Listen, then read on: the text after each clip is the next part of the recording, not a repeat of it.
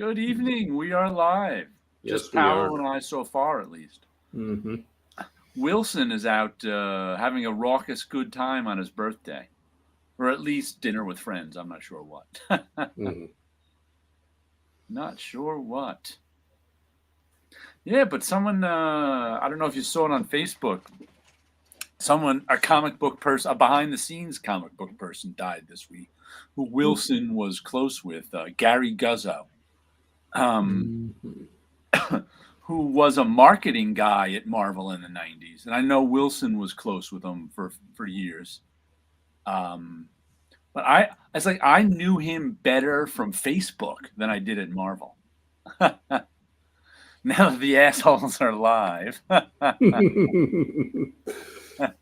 It's funny how, you can, because because he was also in the 90s Marvel, almost all the action took place on the 10th floor. That's where the bullpen was. That's where editorial was.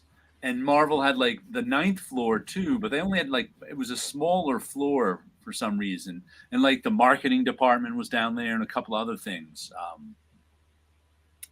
But usually they would come up to the 10th floor because everybody wanted to be up on the 10th floor. That was where all the fun was. But some people like on the 9th floor, I never really got to know that well. And Gary was kind of, I knew him, but I didn't know him that well. But I really got to know him on Facebook once that happened years later, because we were always on Facebook talking about comics or whatever. He used to be very active on Facebook, but Wilson knew him real well. So, because I think Wilson worked on the 9th floor at times, but, and also I think a lot of the 9th floor, since Marvel had, Marvel's marketing department had no budget for art, just about. They used to, of course, also come up to the 10th floor to talk to the editors and see what art they had that they could use. And Wilson, being the art returns guy, I think they also talked to him sometimes just to see what art was in the place that maybe they could leverage to do marketing with. Because, it's not like they could hire Jim Lee to do a marketing poster for him or something. At least not that I know of. Maybe they could once every 3 years do that. But I always heard them say they didn't have much of a budget for marketing. Mm-hmm. And remember, the marketing people are we usually don't hear about them. Yeah. Which is why, everybody, throughout the comic book community, everybody knew him. So everybody was kind of like, oh, and I didn't even know he was sick.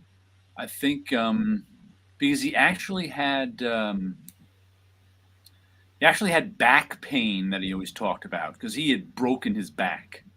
He used to think before he was at Marvel doing marketing, he was in rock and roll doing marketing. And when I say he was in rock and roll, he was like at radio stations and shows and living the rock and roll kind of lifestyle. And I think it was, he said, he used to jump off of speakers. I guess it was a rock and roll thing. And at one point he said he must have, he said he knows he hurt his back, but he didn't know he broke his back. And, he's rock and roll. He didn't go to a doctor or anything. This is in his youth. So now I think they said he was 69 when he died. I didn't even realize he was that much older than me. But he also was, for the last, 25 years, was married to Dawn Guzzo, who was a designer at Marvel and my boss for a while too. Really very nice person, Dawn. So Gary had been married to her since the Marvel days too. And he would always be talking about his sort of his journey with his back pain, because he was always looking for relief, and because he had crushed discs in his back. That really hurts. And remember, he was the one when Prince died. If you remember, Prince OD, he was like, Prince died from pain management. Mhm. He didn't actually OD from recreational drugs. Prince was also, because that's one of the things you die from when you have chronic pain, is because there's not a lot of medical expertise in the pain management field. What drugs you should take, what you shouldn't take, and inevitably what happens is the pain you get numb to the pain, and you take too much and you die. So he was talking about, so he would always talk about that, but it turned out he had lung cancer. That's what killed him. And I was like, oh, I didn't even know. He had kind of backed off of Facebook in the last year, so I didn't see him as much, but I had no idea he was sick. So it was a bit of a shock. I can only imagine Wilson's upset. It's like you said, Wilson was pretty close to the guy. Mm-hmm. But another, I actually have a running list of the people who worked in the office with me at Marvel who have since died. I don't know why. I just a few years ago decided to keep once I started hearing, oh, this person died and that person died, I started keeping a list just so I could know who not people that the rest of the world might know. Some of them they might, like, George Russo's or John. Right. Well, John Reed is still alive, but someone like that would go on the list. If you have Jack Abel, people would know. But someone like Gary Guzzo, people wouldn't know. But yep, just died this week. Prince's back pain was probably because of jumping off of speakers as well. I think he had hip pain, but probably. And someone at Mort Todd, I don't know if you know him. He was an editor at Marvel as well as many other things in his life. He lived up in Maine near Gary and knew Gary all these years. He said Gary said the lung cancer came from his rock and roll days when something happened where he ended up breathing in a fire extinguisher. What I don't know what the circumstance was, but I guess a fire extinguisher got sprayed at him or something. That's what he blamed it on, I guess, because we all need something to blame something on. So, but that's what Mort said. I was like, oh, okay. They get started with the fire extinguisher. I'm like, all right. What's Mort Todd's real name? What was that? What's Mort Todd's real name? Oh, what was it? Because nobody's called Mort Todd. No, he picked that name. Michael Delfamine or something like that. Okay. Was his real. I think he came from like a famous family in Maine or something. And he really didn't want to be associated with his famous family. So he picked a pen name to go. He was also a rock and roll guy who became an editor at Marvel. So probably why he and Gary got along, because he was the editor of Marvel Music in the 90s when it briefly existed. Do you know about Marvel Music at all? Yeah, I remember. I can't remember if the Prince comic was published. No, not the Prince comic, but the Rolling Stones comic was published here. Okay. I think there was an Alice Cooper comic. Yeah, the Alice Cooper was not published. Not the one here. from the 80s, but a new one. There was a few other things too. I can't remember them all, but speaking of rock and roll comics, I got around to reading King Spoet, who's often a commenter on this chat. He sent me a copy of his latest graphic novel he did, Tales from the Rock and Roll. It's about G.G. Allen, who, if you guys don't know who G.G. Allen is, he died in 93, I think it was. He was this sort of we got to block this user. He was this sort of like, they call him punk rock, but I don't even know. He was kind of beyond punk rock. I think he called himself scum rock because he was just nuts. He was just nuts. He used to he'd do his show. He'd take a dump on stage. He'd throw his shit at the audience. He'd cut himself and bleed. He was nuts. He called himself the most dangerous man in the world. He thought he was. I mean, I know him from. There was a couple of friends of mine who were fans of him. So that's where I know him from. And he's just. I mean, I I don't get it. As they keep saying in here, he was one of the few people who really got G.G. Allen. I was like, I was never one of the people who got G.G. Allen. But King Spoet met him once, and King Spoet was in that. The Spoets was his punk rock band. So he was in that scene. He's still kind of in that scene. So he got together one guy mainly. What's the writer? And they're all real life tales of G.G. Allen. What's the writer's name? Mikhail Bord, band columnist, Maximum Rock and Roll. So he's this guy right here is the writer of most of it. King Spoet's down here. Whoops. He's the artist. This crazy sort of art. And it was I like slice of life stuff. So this was fun to me. What was interesting too is it's a what do we got here? 100. It's about 104 pages of the G.G. Allen story, and then we got a final. It goes to 120, 130. So maybe another 25 or 30 pages of King Spoet's own writing, a couple of short stories. And it was also interesting the dichotomy between them, because the lead G.G. Allen story is they also interviewed a lot of people who were in the scene at the time. And he says one of the reasons he did this was because a lot of those people were dying, dead or dying. I mean, because when you're in this extreme music scene, you don't live all that long. And it was kind of sad at the end when there's a couple of people who died. But he would tell, and they're just stories of crazy things that G.G. Allen did, and they were crazy. On stage, he would have women come up and pee in his mouth. And the people who would go to these shows would expect this stuff.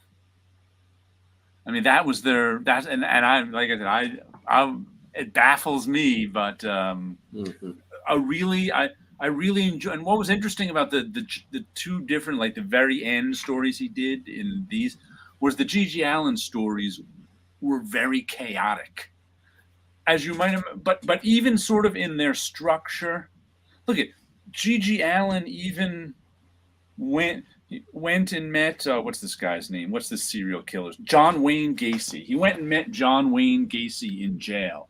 That's how, because G.G. Allen was so antisocial and so just wanted to wreck the world that he felt a kinship with a serial killer in jail.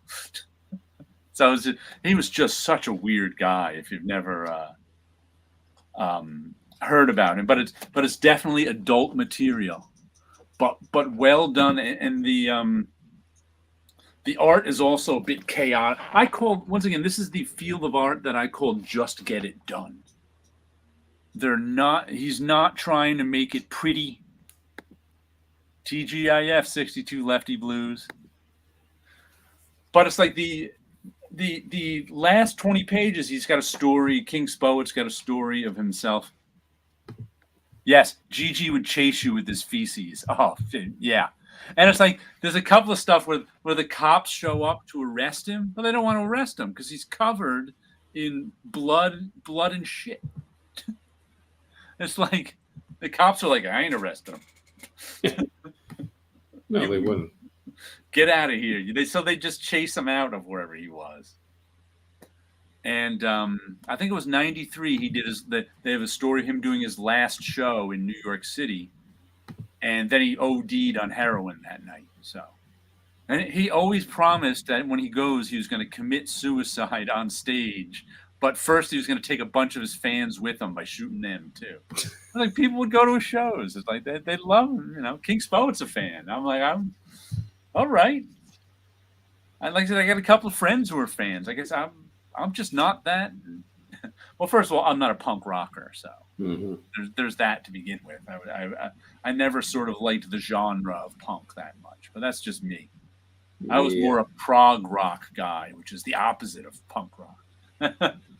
Studio stuff. Yeah. When you like studio better than live? Yeah, I probably do. But I also never liked to go to live shows. Yeah. I've been to a handful of live shows in my life. There's only a couple of times I enjoyed myself, and then I was only there for 20 minutes. Yeah, well, jazz is good played live Yeah. because they take something that was recorded. It's 2 minute 45, Uh but then they play it live and it's 11 minute 50. huh. And if you just go to watch pop rock, well, they just play the song, and it's not. It doesn't sound like the record. Yeah. And like the last 30 pages of this were sort of much more structured comics Mm-hmm. than the Gigi stuff, which was just such chaos, but chaos in a good way.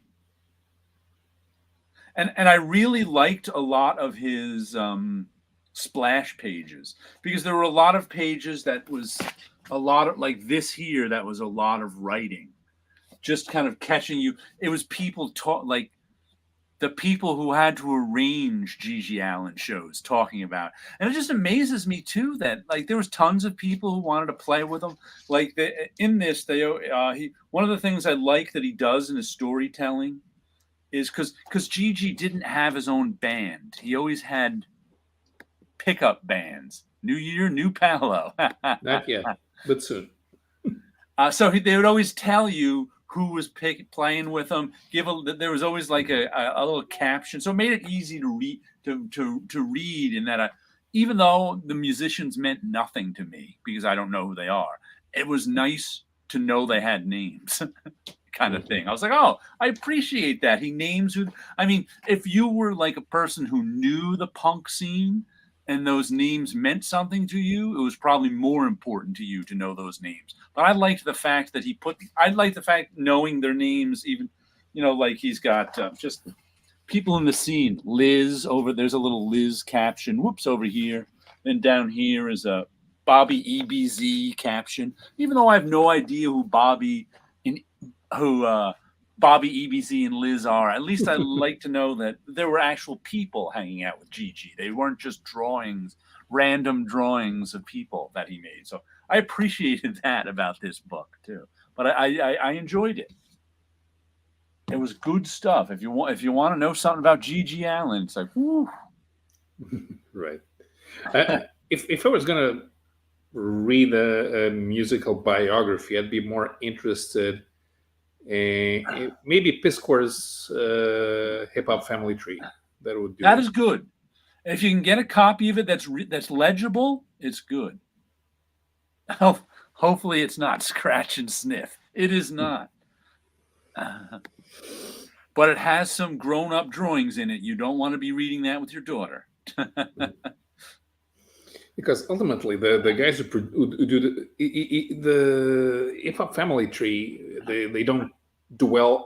I guess it doesn't dwell too much on each individual because he's got to cover all the people who were important to the history of hip hop. I read it when it was first a webcomic and enjoyed it thoroughly, and then said to myself, well, when they collect it all, I'm going to get the collection. And that's what I did, and I never read it because it's illegible. I've complained about it before on here, where they really wanted it to make it look like an old comic. They did it so well that I can't read it because the lettering is hard to read, the art is hard to look at. There's big dots on everything. It's just like, old comics weren't illegible.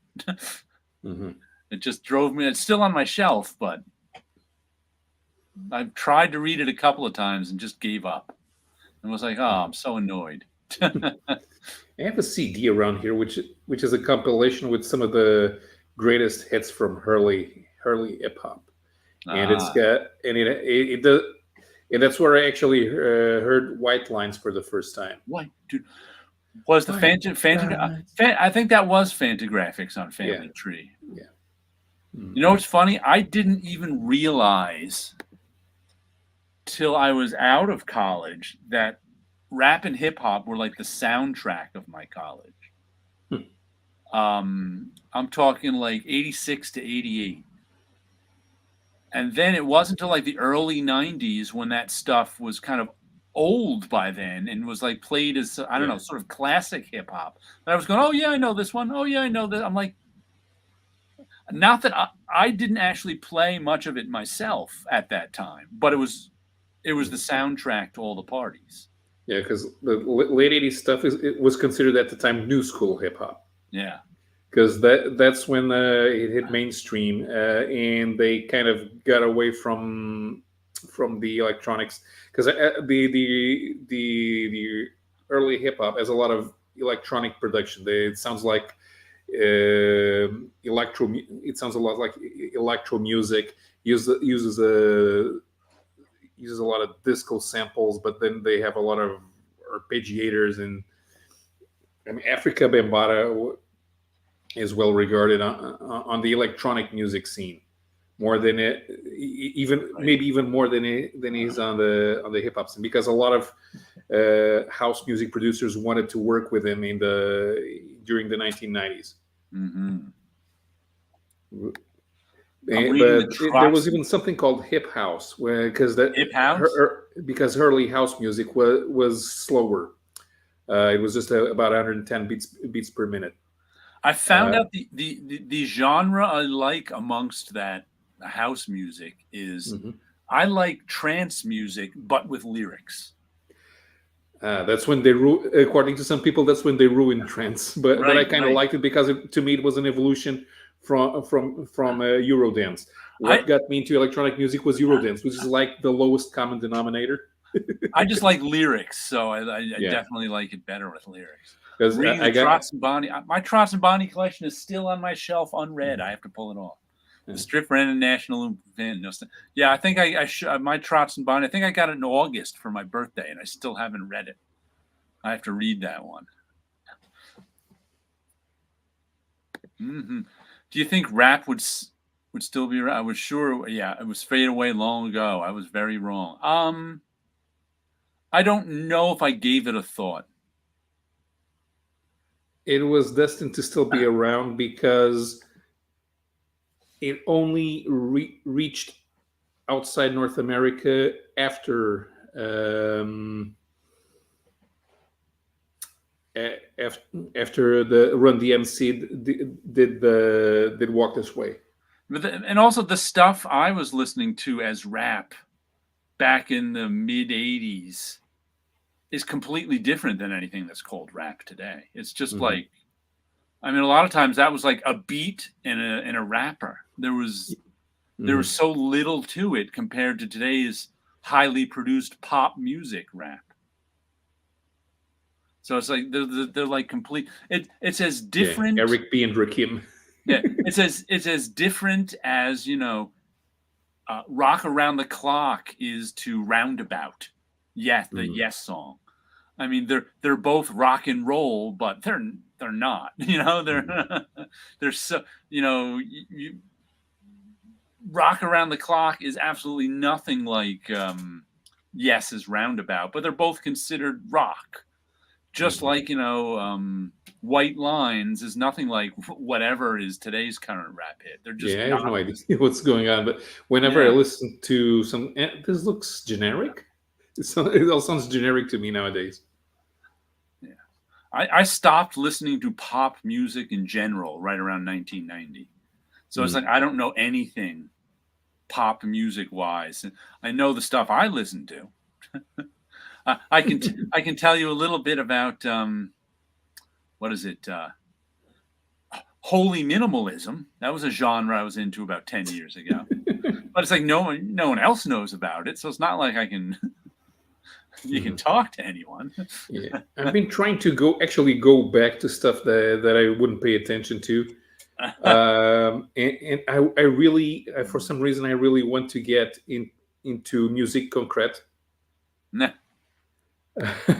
White Lines. Wow, that takes me back. Yeah. But there's this one Pierre Henry song that I like. Um, it's called Psyche Rock, and it actually sounds like a pop tune. It's an instrumental electronic song track from the 1960s. Yeah. But the rest of Pierre Henry's stuff is like experimental work with sounds, and it's more like in the Stockhausen vein. But Stockhausen itself, you have to let it play, otherwise you're not going to get into it. But there's also some. I found out that this guy from that I knew from the krautrock scene from the 1960s Uh-huh. that died in December, and his name was Manuel Götsching, and he had a psychedelic rock band in the 1960s called Ashra Temple. Ah. He was German, and then he started doing more electronic stuff. He just shortened his name to Ashra, started working more in the studio alone. And then in the early 80s, he produced a 50-minute track called E2, E4 after the chess move. Huh. And I found out about that because that thing was sampled in the early 90s by a group of Italian producers, and it's actually considered a classic house music anthem, even 30 years later. But so I went back to listen to E2, E4, and because of that, I went back to listen to Ashra Temple, and that thing's good, but you have to let it play because you would make an LP, but the LP only has 2 songs, one on each side. And they're both 22 minutes. That ties in with something I have to say about 62 Lefty Blues. He'd be hard pressed to find 25 albums after 1980 that were worth listening to again. That's because much like comics, our taste in music is solidified in our youth because that's when we have time to listen to it. And that's when music finds you. Unless you're a music fan seeking out new music, your taste is going to be what it was from 15 to 25, just about. Because that's when you had time to listen to music. That's when every place you went, there was music playing. That's when all the marketers in the world were trying to aim their music at you and get you to buy it. Once that time passes you by, you have to be an actual music fan and say, I want to find good new music and look for it and take the time out of your life to listen to it. That's why, most people can't find, and when most people, and especially, when you don't have time to listen to music and you finally have a little time, you want to listen to music you already know, that you like, that you haven't heard in a while. You don't want to sift through all the new music that's out there. So that's why you can't find albums. Yeah, I remember as a 70s kid having everyone say 70s music sucked. Yeah, exactly. Once again, I was having this discussion with our friend King Spoet on Facebook, where I've been having this discussion about comic books my whole life because I was a late Bronze Age kid. My Bronze Age was like 76 to 80, 1975 to 1980. And if you were a few years older than me, those are the guys who, much like guys say today, I quit reading comic books because today's comics suck. That's what. Matter of fact, here is what used to happen to me all the time. I was lucky enough when I was a kid, at like 14 years old maybe, to have a friend who was a couple years older than me and into comics. And every time someone he knew who was maybe his age or a couple years older than him who was selling his comics, he'd go, Jared, this guy's selling his comics. You got to go over, he's got this and this and that. You should get those. And I'd go over there and get those and whatever else I could afford. And every one of those sales came with, I don't read comics anymore because today's comics suck. The comics so I was hearing that speech since I was 12 years old. So like King Spo was saying that same thing on Facebook this week. And I was like, oh, come on. I've heard that. He's like, no, objectively, because he stopped reading comics in 1977 because comics in 1977, Marvel comics were terrible. He's like, and he started going, objectively, and I find it funny that the guy who loves G.G. Allen and did a G.G. Allen book was talking about objective quality of comics. I'm like, I think objectively, most people don't think. I was like, because once again, whenever I have this conversation with someone, which is often over my life, you point out that John Byrne's run on the X-Men started in 77.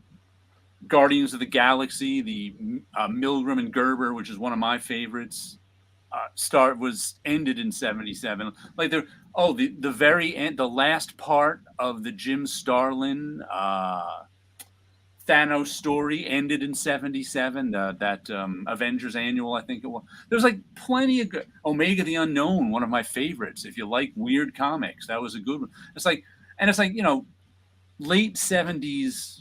To me, late 70s Spider-Man wasn't any worse than early 70s Spider-Man. They were both mediocre.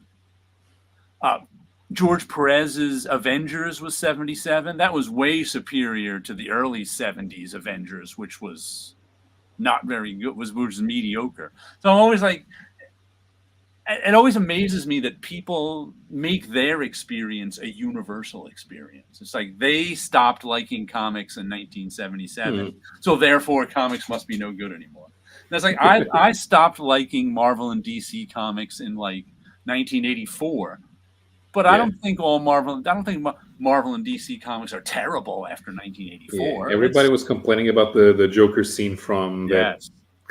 Yeah, but in what that thing reminded me of was, that meme with Spider-Man and Sauron with Spider. You can rewrite DNA on the fly, but you use it to turn people into dinosaurs. But with technology like that, you could cure cancer. And Sauron says, "But I don't want to cure cancer. I want to turn people into dinosaurs." Well, it's the same thing here. Yeah. Why are you reading Marvel and DC if they suck? You don't try other comics. I don't want to try other comics. I want to complain about Marvel and DC. Right.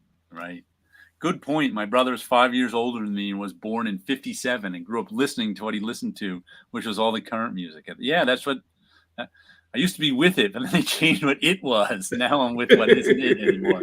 This seems weird and scary. It'll happen. Was that from The Simpsons? I remember that from somewhere. Yeah, I don't think that it is new, weird, and scary. To me, it sounds banal. It also I have heard this, I've read this, I've seen this. That's why it seems like there's nothing new. If you want to get into something, and you get into something like you say between 15 and 25, and you have all the time to see all of that you want, right? By the time when they present that thing again, I know. Then like I said. I love even the mediocre comics from the late 70s because they were all new to me. Yeah. Just like if you started reading comics in 1970, you love all the mediocre comics from because it's all new to you. Even though, like, I went back, one of the things he said was objectively better writing than 1977 was The Death of Gwen Stacy, and I read The Death of Gwen Stacy. It was a back issue to me, and I went, because I had no investment in Gwen Stacy. It didn't particularly. I'm sure if you were buying that off the stands, The Death of Gwen Stacy was a shock. But if you were reading it 5 years later, already knowing Gwen Stacy is dead, there's no shock. Therefore, it's just another comic. It's just another mediocre Marvel 1970s comic, which, I still have an affection for. Because that was my time period, but if somebody doesn't, mediocre 1970s, mediocre 60s comics, there's plenty there too.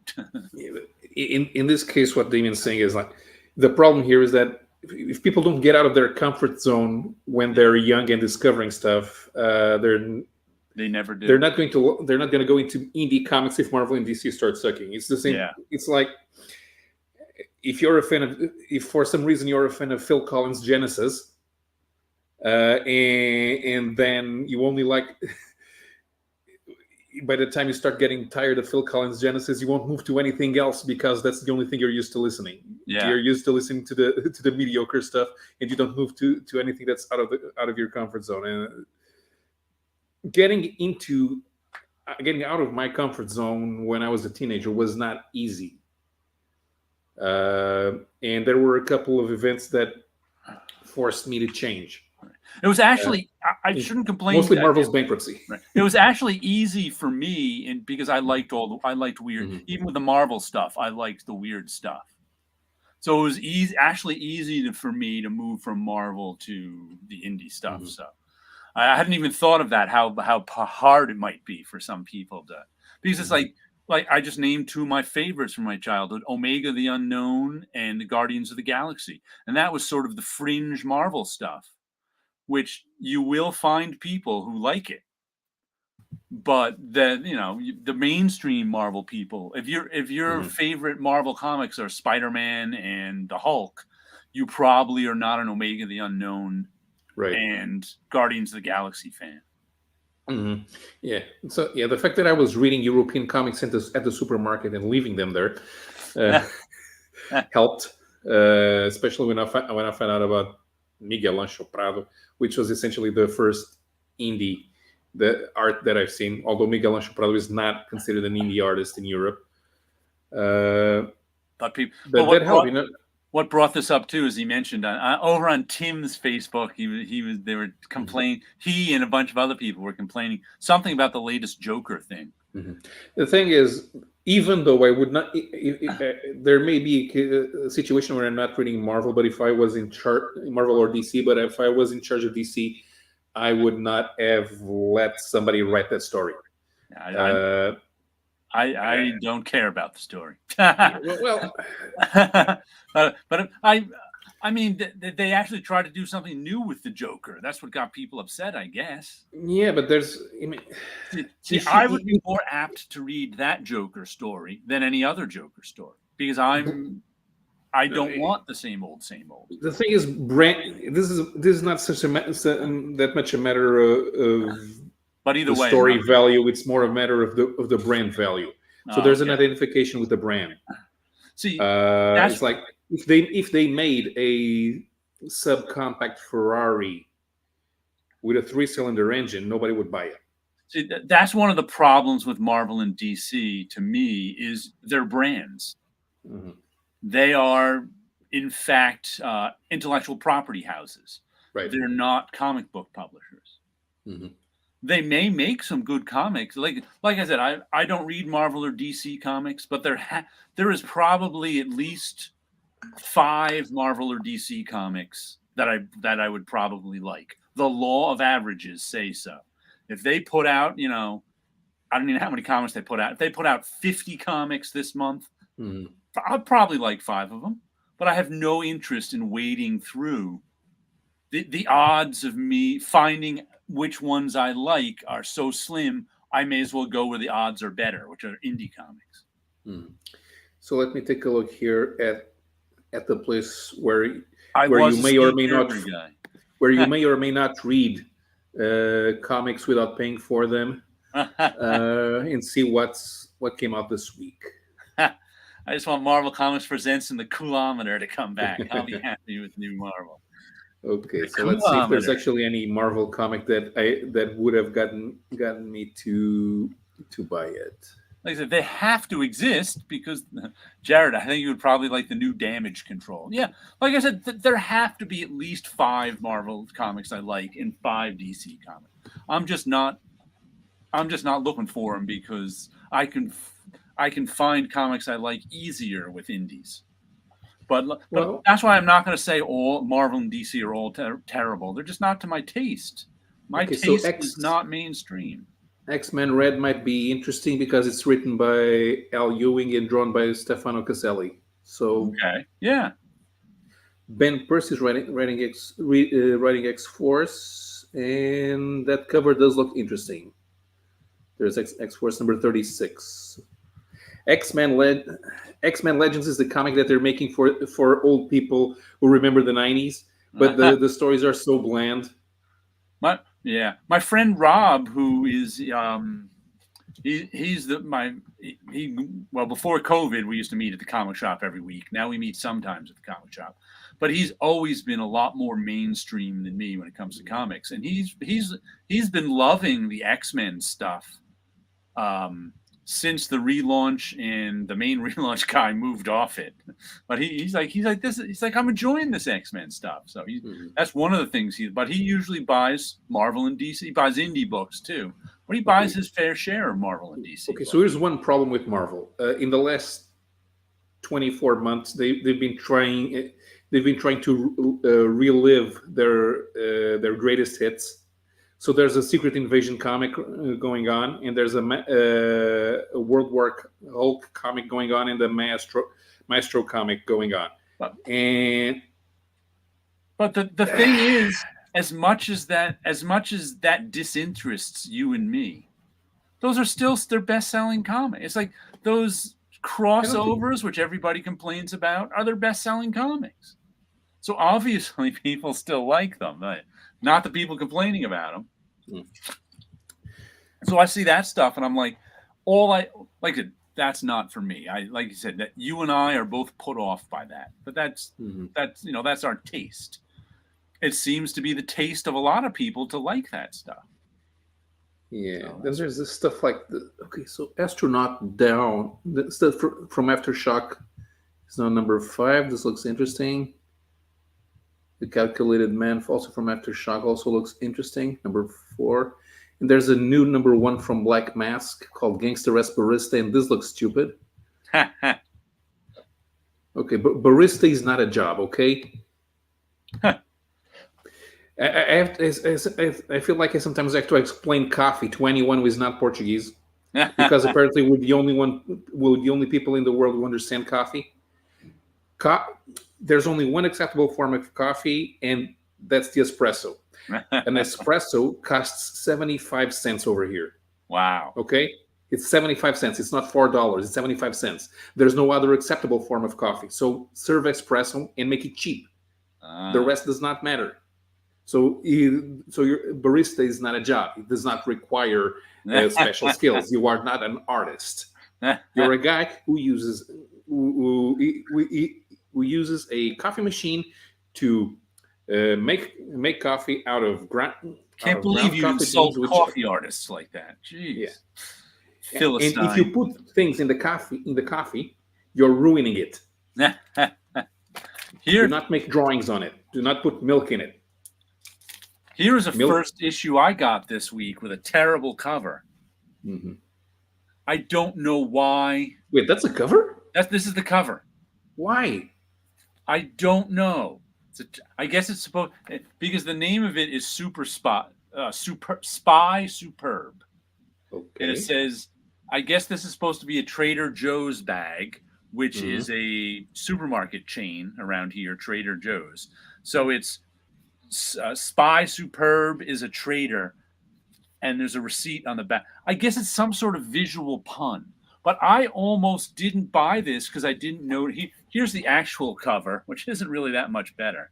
Right. But so this is what we call too smart for your own good. Yes, they got, and it's a Matt Kint book, who's one of my favorites. I somehow missed that this was coming out. Otherwise, I would have put it on my pull list.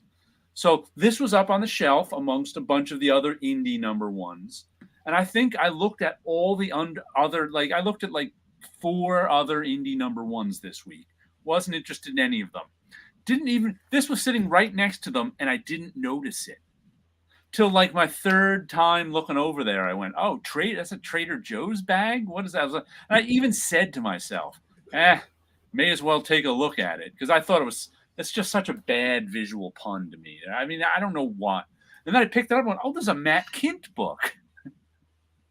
Wow. I'm like, I didn't know this. And it's not only a Matt Kint book, it's Matt Kint doing the art too.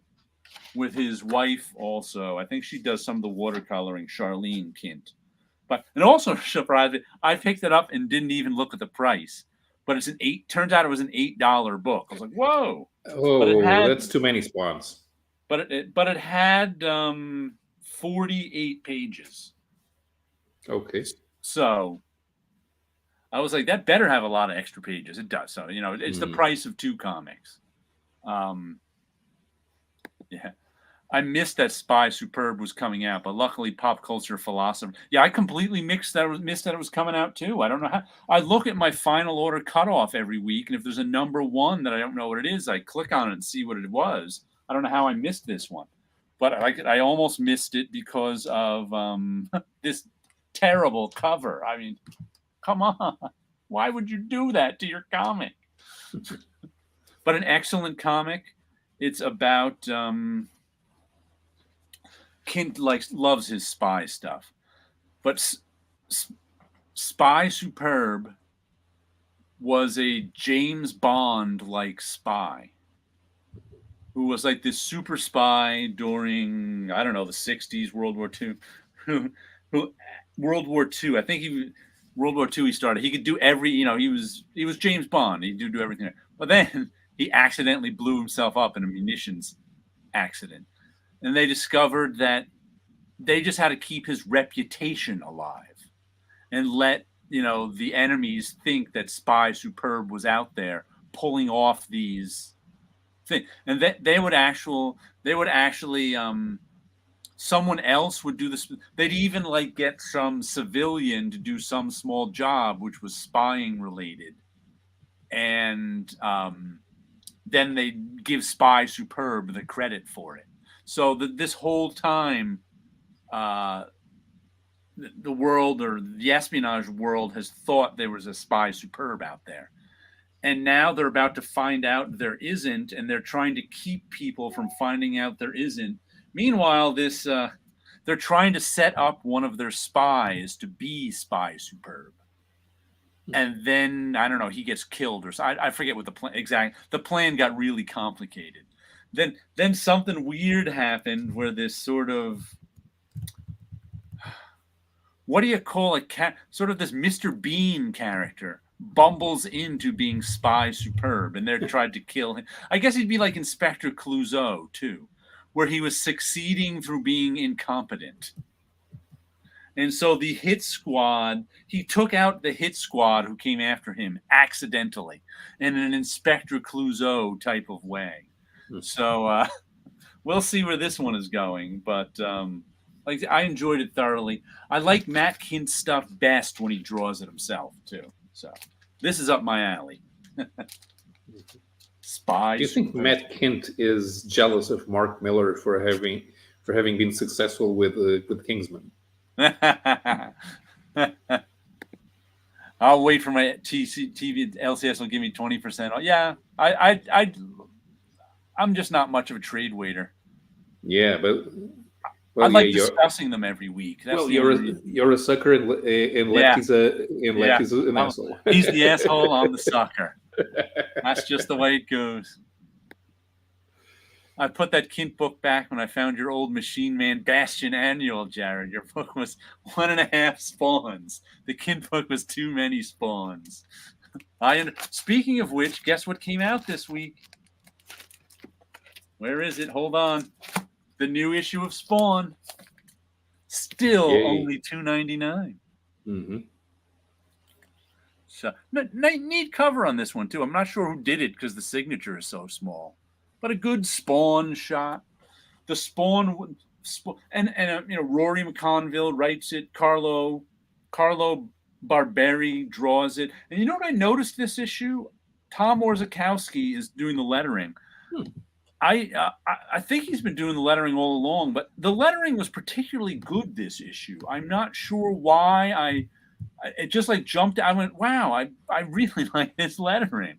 And usually, like they say, if you don't notice the lettering, it's a good thing. So it's rare that I'm like, wow, but this lettering was particularly good.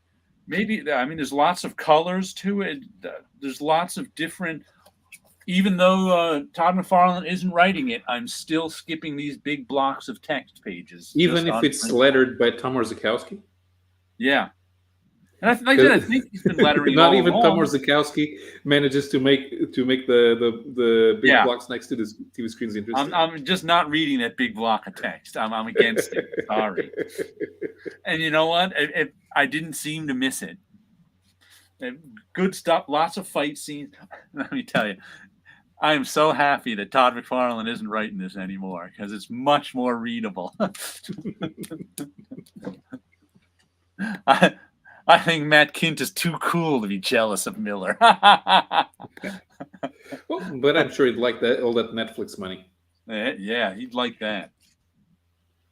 But yeah, and this was probably the best issue of Spawn in a while because I understood it. Lots of fights going on because before the shooting war started a couple issues ago, there was all this subterfuge going on with all these different Spawn factions jostling each other for control, trying to find these, 7 gateways or something. And this issue, something finally happened.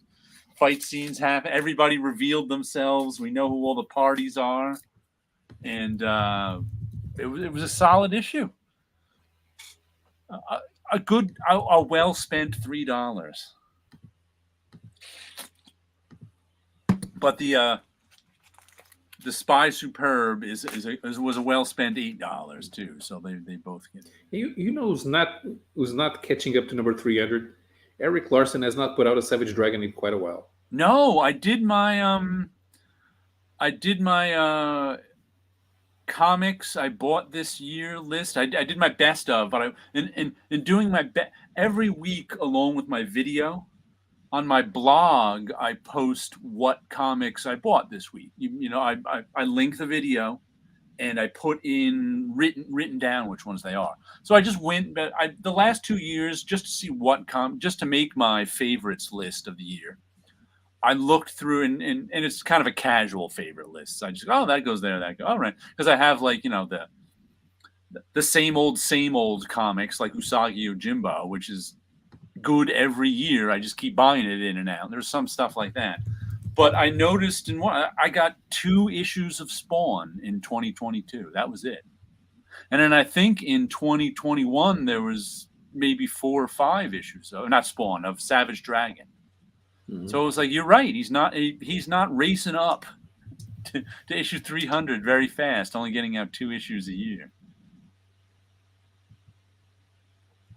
But he did some issues of Ant. Because he always has that backup story, and I'm sure the guys who do the backup story want to get paid for those 4 pages. Yeah, there is that. And remember this list I showed you last year? Mm-hmm. I mean, last week, about in 2017, I made a list of the comics I was going to try and get that year, except I never buy back issues. So, well, this inspired me to go on to eBay, and one of them here, I was like, I may as well throw some old stuff down. One of them was Frontline Combat number 3, which I went on eBay to see how much it cost. And it cost $100 for a crappy comic. So for $10, I got the reprint from 1993. This has always been one of my favorite covers. It's by Harvey Kurtzman. And it's got these guys in combat saying, what is it saying? Wow, look at that barrage the artillery is laying down. Artillery, my foot. It's the Big Mo, which is sort of a tribute to the battleship Missouri. And it's sort of, I would call this comic this cover, it's sort of, you don't really see this sentiment anymore like you used to after World War II. It's a my guys have my back tribute kind of thing. It's a because there wasn't an event. I'm sure this, you see this on TV shows like SEAL Team and stuff like that, where the soldiers in combat all have they're always saying they love the guys with their back because those are the guys who have their back. But you used to see it in pop culture more post World War II because the soldiers went through that experience. Nowadays with the armies being so much smaller, no World War, you don't see this sentiment, sort of this tribute to the guys who have our back anymore. But that one, I've always liked that one, so I still get that one. Is Kurtzman an influence on your own art, Jared? Not directly, because I discovered Kurtzman pretty late. But I'm sure. But we have similar sort of tastes. We both like to simplify things. There's definitely. But also, you don't always. Sometimes I can do a drawing, or anyone can do a drawing, and all of a sudden you see something in there of. But I would say Kurtzman and I have probably had similar influences and similar tastes, even if he wasn't a direct influence.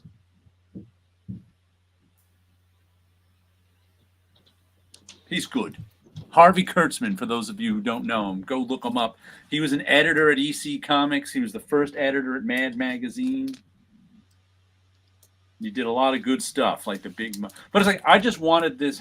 Speaking of Wilson's point that buying comics is a different hobby than reading comics, this was definitely a buying comics part of the hobby because I just wanted it as an individual issue.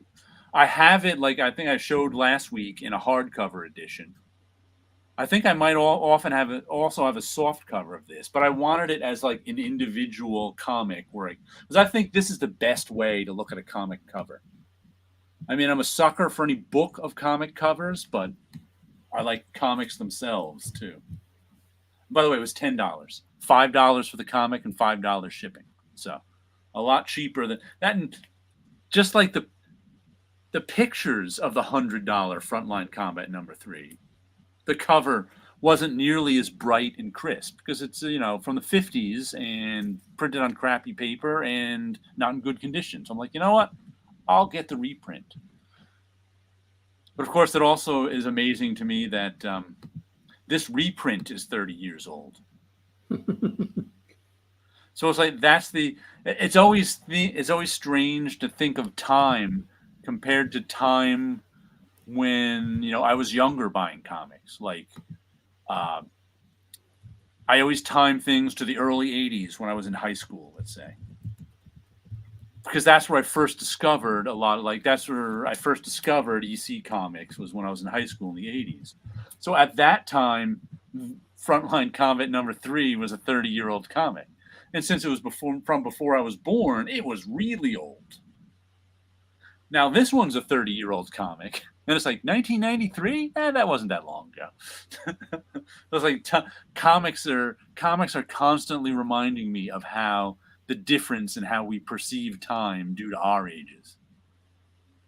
Like to get a 30-year-old comic in 1983 is to get a silver, not even a Silver Age comic, a whatever you call that age between the Gold and Silver Age. But nowadays it's like comics from 1989 people call them modern. Spider-Man 300 modern comic. No. Well, that's the people who are in charge of the hobby when they're all getting old and they're not being replaced by new people who can be considered influencers. Right. I don't like the word influencer, but there might be someone out there who's like 29 who has a name for comics from 1989 that we don't know because they're not was that the Atomic Age, the in between the Gold and Silver? Was that? You might be right. It's usually considered that, yeah. Okay. So Frontline Combat was an Atomic Age. Imagine that. I'm 43. I base everything off before and after Pogs, BP and AP. At 56, Pogs were barely a blip on my radar. I remember them existing and kids being really into them, but that's the extent of it. Yeah, Pogs were never that famous here. They were called Tazos, and they came in.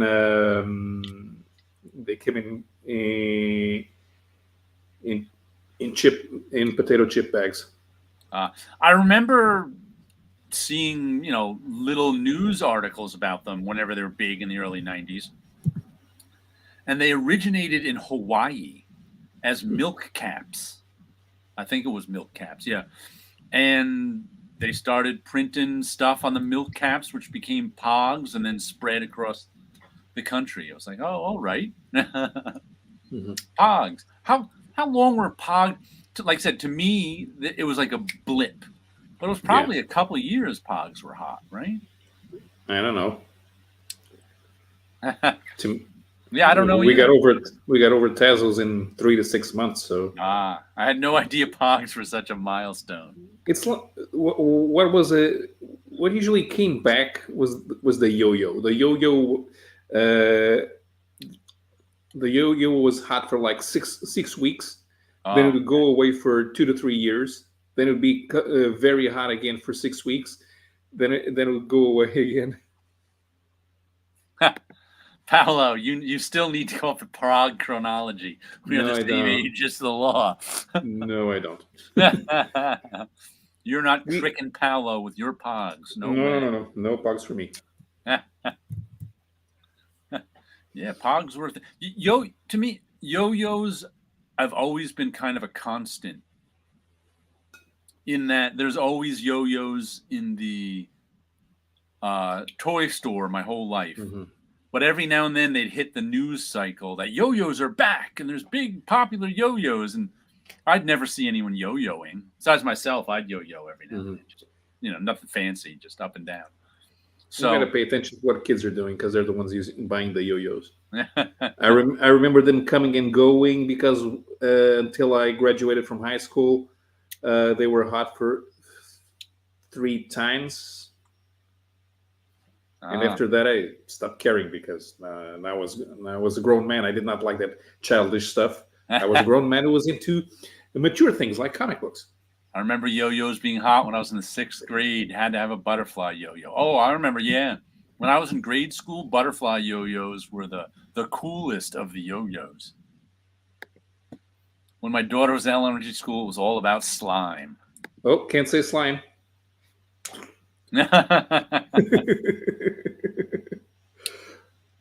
And then, back to my list, just today came in the mail another thing off my list there.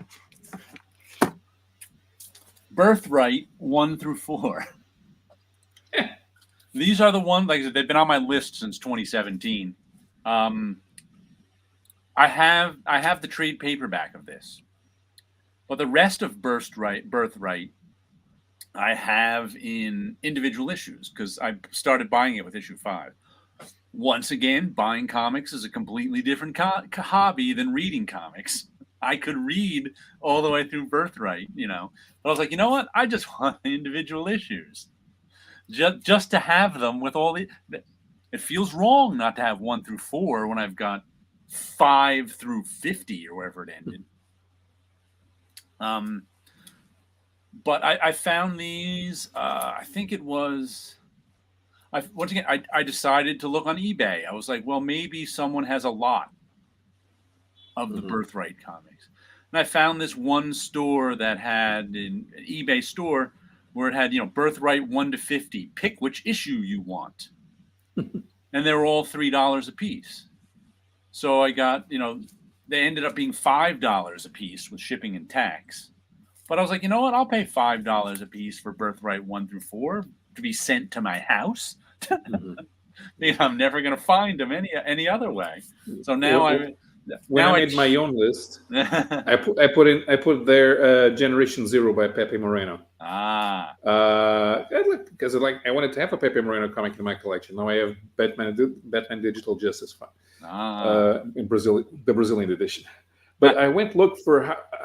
I thought nobody cares about Pepe Moreno nowadays. It's probably not very expensive. Oh no, it is very expensive. Yeah, the graphic novel that reprints the story story was serialized in Epic Illustrated and it was collected in a graphic novel by DC. That graphic novel costs about, the last time I checked, was about $160. Wow. Yeah, I think I have that one on my shelf. I know I have the Epics because they're still on my shelf from my childhood. But Generation Zero. Yeah. Okay. That is expensive. Yeah, and it's funny because since Pepe Moreno is not on anybody's radar, no publisher is interested in reprinting his stuff.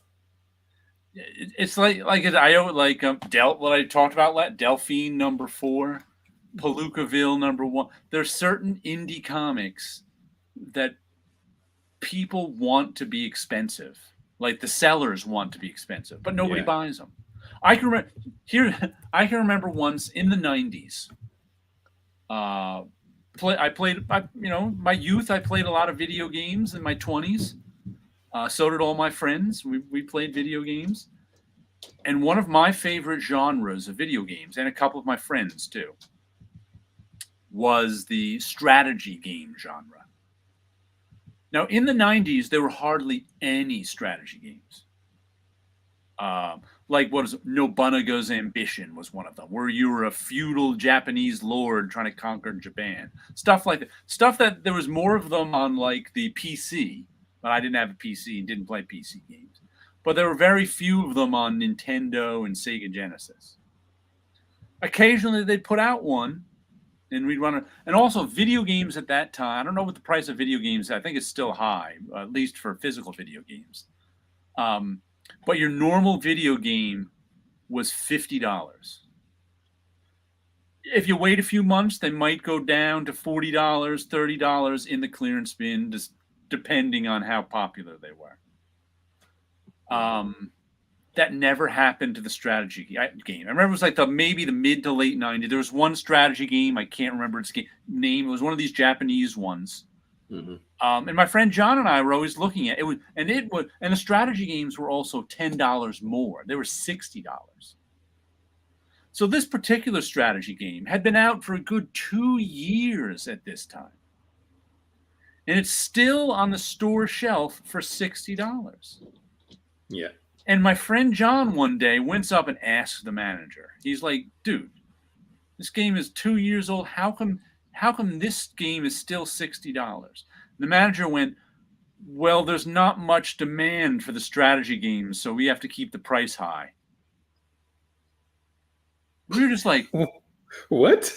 And I think that same thinking goes into some of these indie comic books that might be somehow significant, like Palookaville #1, but no indie collector is going to pay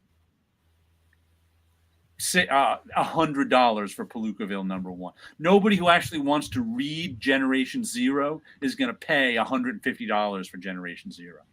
So it just sits there being $150 for a decade.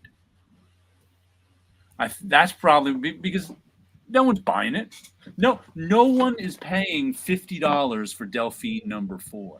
No one's like the collected edition now, which is the edition I didn't even want.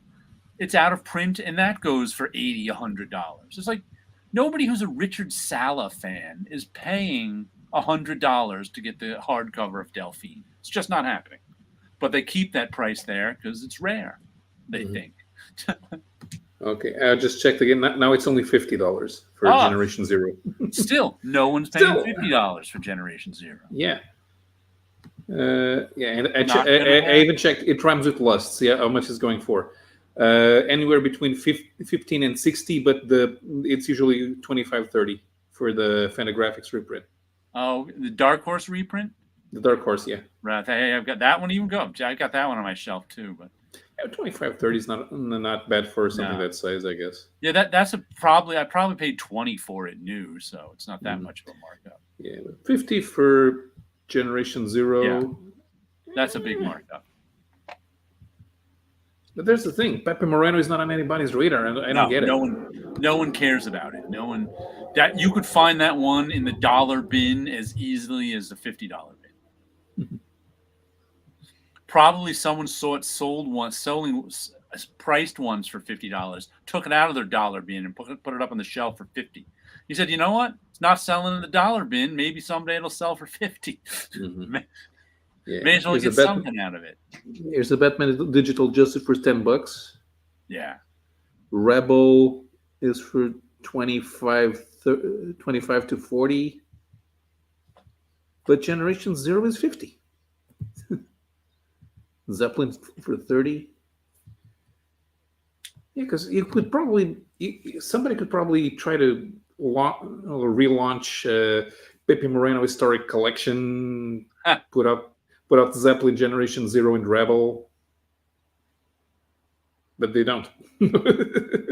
Nope. Yeah. They do not. Did Birthright ever make it to? No, I don't even know what that is. Yeah, it was. Birthright had one of the best endings, one of the most enjoyed, because it's basically about a big magic war. What's funny is I like this artist too. Sleepy Reader and I always talk. Bresson is his name. Let's see, what's his? Oh, this is those. This is those bags with a adhesive on the flap. I was never a fan of that. Andre Bresson. Really like his stuff. He never. I don't think there was ever a really good cover. This cover's all right. I don't know why, but his covers just never grabbed me. He's Brazilian. Is he? Yeah. Oh wow. I feel like the Birthright Fan Club is just you and I, Jared. Yeah, I think it is. You're the only one I know who likes Birthright as much as I do. And like I said, the end they gave at the end after the big Magic War was over, they gave us like a 4-issue sort of epilogue that just wrapped things up so nicely. That I really recommend Birthright. Fun story all the way through, but I think it stuck the landing very well. And that doesn't always happen. By the way, I ordered another copy of remember last week I showed Manifest Destiny number 48? Mm-hmm. Except my copy of it had a big ink smear down one of the pages. Yeah. So I asked my comic shop to order me another copy. I'm like, you know what? I want a copy without a giant ink smear down. Because it was kind of disappointing to turn the page and go, what? What does that say?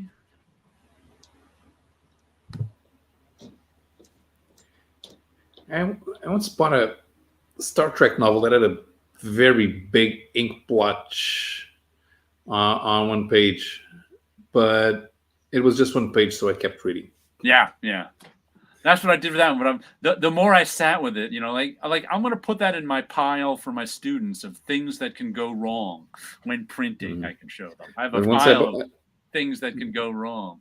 Yeah, but once I bought another one, it was missing 40-page chunk. Yeah. Wow. And I bought it from the publisher standing in a book fair. But then I called them and I could send it to them and they would give me a copy. Although I doubt that because they didn't have the rights to it anymore, so they couldn't distribute it. But then I ended up finding it in the supermarket for $1, and I bought it. So now I have it. Okay, it was $1. You know when the publishers are about to lose the rights to something that they mass printed and then they just sell it to some distributor for the weight of the paper, and then it's $1. It's $1. But I'm you know what? Once again, buying comics, a different hobby than reading them. I'm happy to just be able to put these in with my other birthrights. The collector mentality. Sometimes you just want it on the shelf. There's this book on auto racing. That's like the holy grail for the people who collect auto racing books. Yeah. It costs over $1,000 now. Wow. It's a 2 hardcover set. Retailed for something like $75 back in the early 90s. So it was going for about 800, 900 15 years ago, and now it doesn't go much above 1,000 because it hit a mark where people just can't afford it anymore. And I met the writer a few years ago. He came to a historic racing event in Portugal. And I met the guy. I published a 1-page with him in a newspaper, and he said, "There's really no point in trying to do the book again because these books don't sell. They really don't. Right?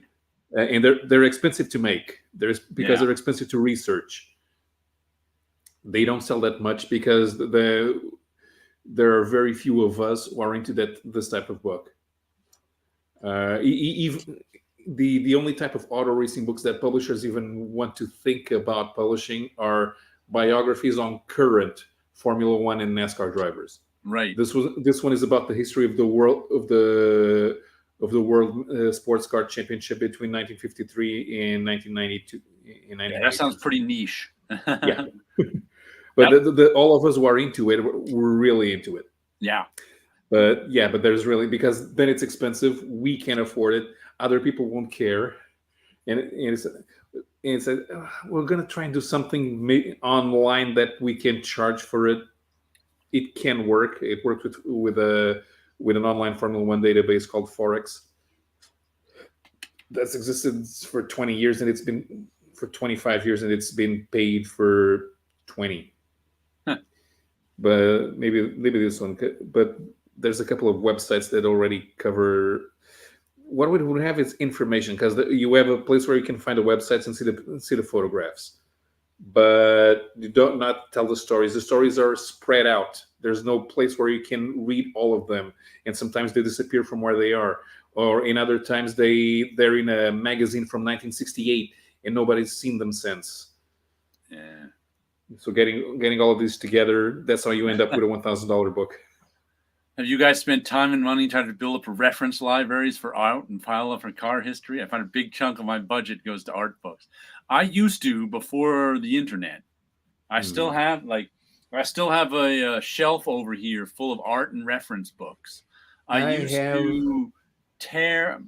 Matter of fact, I just got rid of them. I think one is still up there. I used to buy like fashion magazines and tear pages out for clothes to draw. I used to have things organized. Like I had some art. Some cartoonists and illustrators are famous for what they called their morgue, which is a file of reference pictures. Massive file of takes up half the room file of reference pictures. I think Wilson was saying that he used to go to the Midtown Library, and there was a morgue down there too of all reference pictures. So, but Google Images made that all sort of obsolete. Yeah, I have less than 30 books about cars. I've only paid for like 3 of them. Most of them were given to me. A couple I stole from our newspaper's morgue. They were probably. It was when we moved once. They were probably going to be thrown out, so I just brought them home. And some are more interesting than others. Although one of them I traded for a comic book. Like, here's a reference book. I would buy stuff like this when it was in the clearance bin. It's Annie Leibovitz Olympic Portraits. So it was just a book of photographs of Olympic athletes. You can see how that would come in handy, sort of for anatomy stuff. But I would only buy this in like the clearance bin. I wouldn't drop like $20, $30, $40, $50 on one of these hardcovers. But if it was in the clearance bin for $10 and below, I'd buy. Like I've got one on like Irish cottages. I've got a whole picture book of Irish cottages, and it's a big, huge. It was probably oversized. But probably $50 new that I got for like $8 in the cutout bin. So I'd scour the cutout bin for things like this and New York City rooftops. I had that book.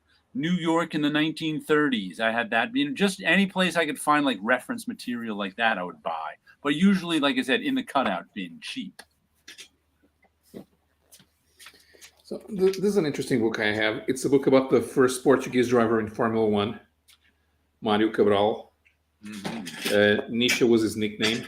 Okay. His mother, I think his mother or grandmother gave it to him. And he took part in about 5 Grand Prix spread out between 1959 and 1964. Then he's cracked himself testing in 1965, just when his career was about to take off. But yeah, it's signed by the writer and by the driver. I know the writer. He's a car journalist like me. If you're working with a writer, tell him you like to draw Irish cottages. Never once did I draw an Irish cottage. Can you believe that? Despite I had a whole book on them. It's got some nice pictures from auto racing. Yeah. These are in Angola. There was circuit. There was a time when the the Angolan racing season was actually international. We took there were a bunch of British drivers who took their good cars there.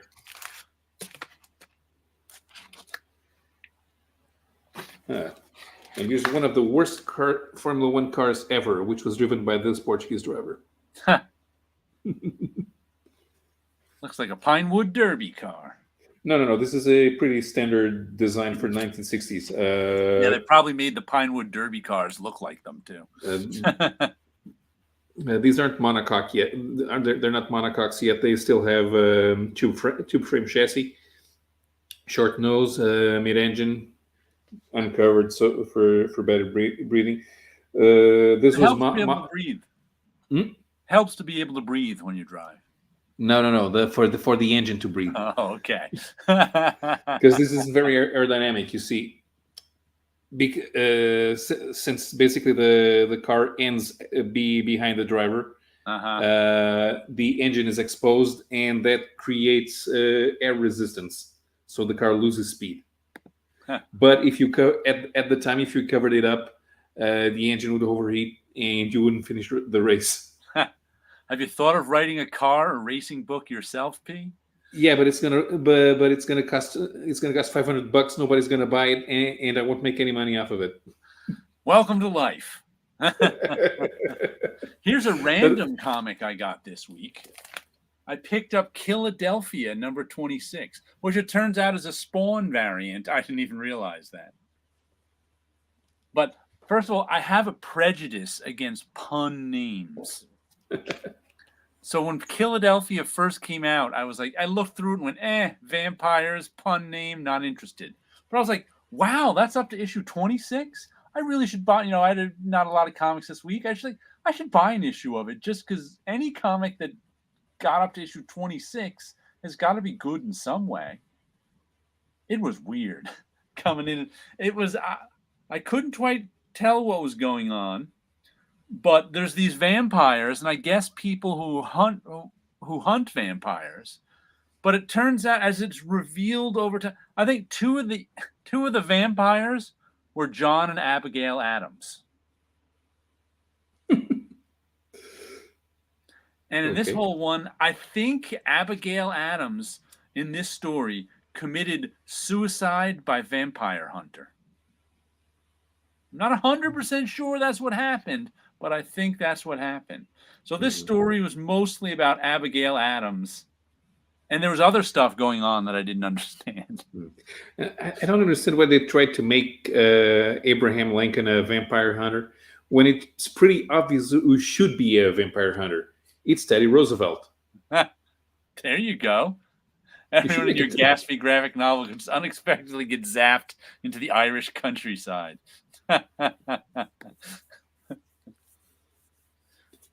Teddy Roosevelt, vampire hunter. Yeah. Well, I have. It's obvious. You know what I'm gonna have to use that new Chat GPT to write my George Washington versus Count Dracula story. Takes place at Valley Forge. That's as much as I know about it. I'll let Chat GPT do the rest.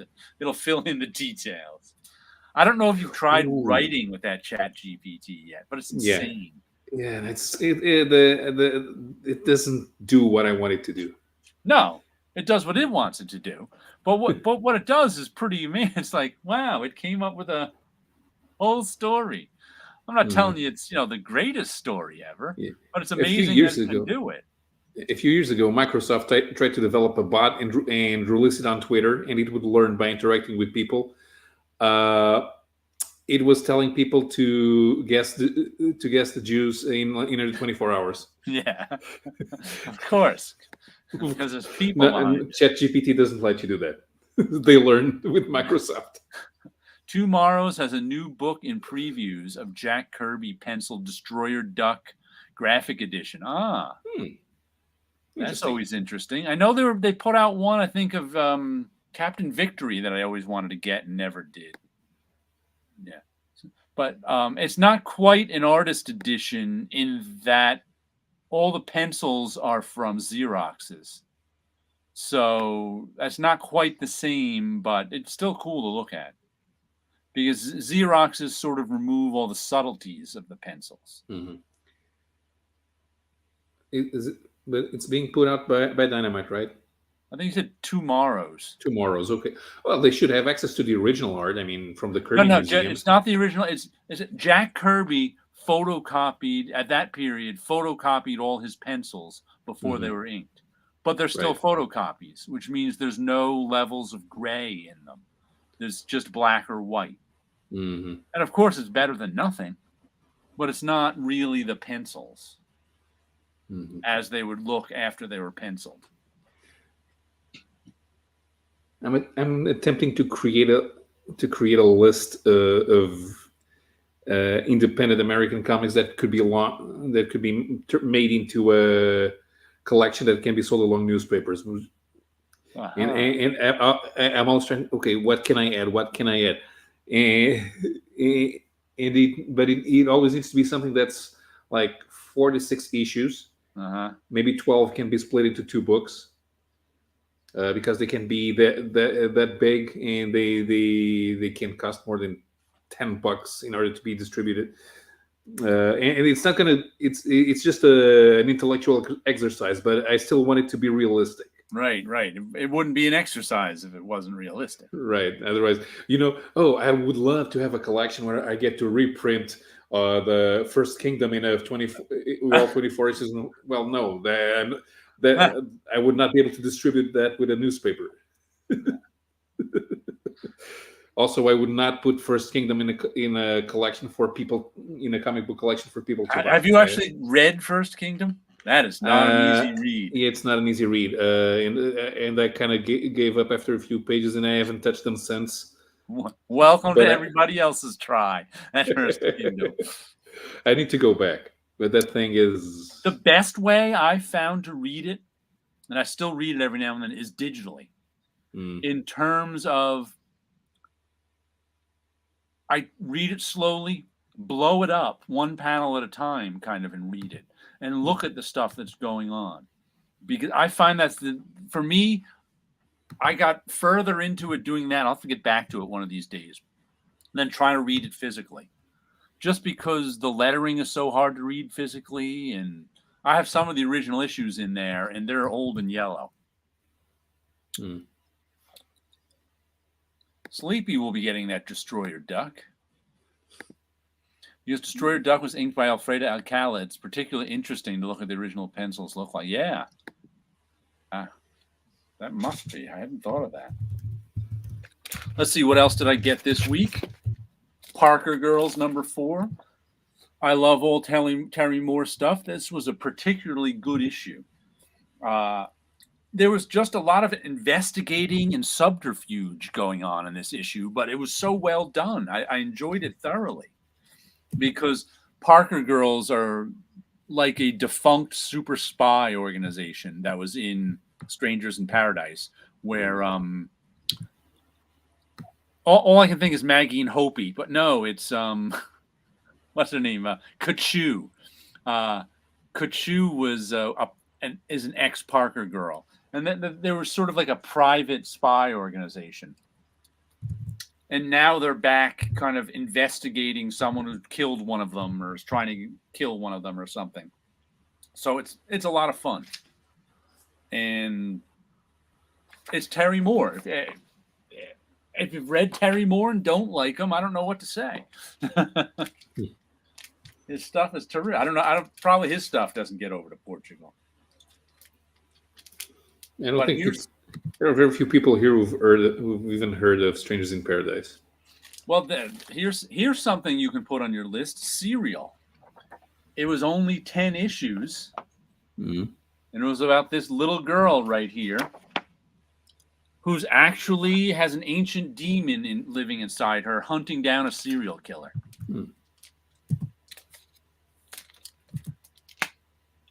So that like a 2 5-issue ones that might be able to go in.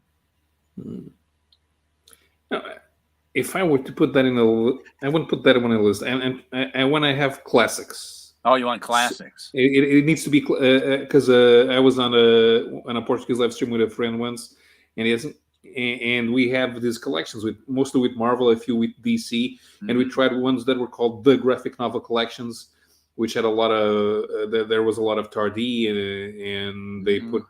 they put V for Vendetta there, and there's even a Mr. Natural volume, a couple of Will Eisner stories. Problem with indie stuff is most of the stuff that I'd Mhm. consider classics are not always well known. Right. Well, There's some anything like anything Peter Bagg or Daniel Clowes would be considered a classic.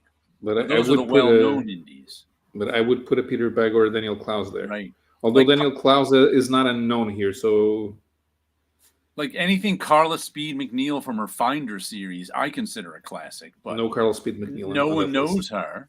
Mhm. What else would I consider classics?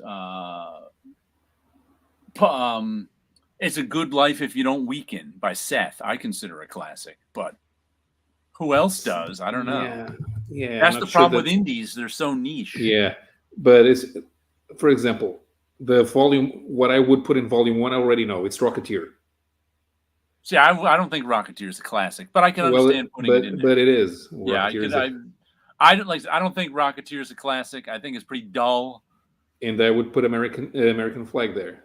Yeah, I can understand putting that there. I I have to can't put read. I Nexus haven't there. read American Flag. I don't have my issues anymore.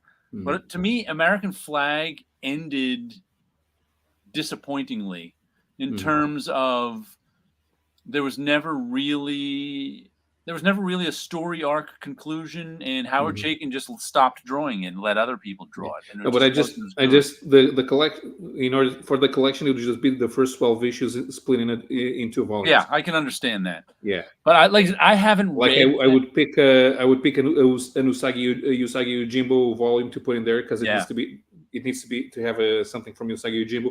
But for example, I can't use Nexus. right. You It's said that. ongoing. I Hmm. can't use Grimjack. It's ongoing. Right. Maybe the first stories which were backups and they're all closed. I could do maybe I don't, Hmm. but so I wouldn't use Dreadstar, but I would use the Metamorphosis Odyssey. All five Gerber are collected and relettered and reproduced from Jack's uninked pencil art.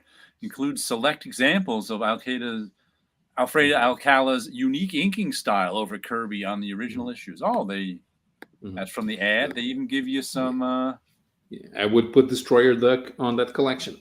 Yeah, you could put the Pacific Comics, maybe first 6 issues of Gru in that collection. Yes.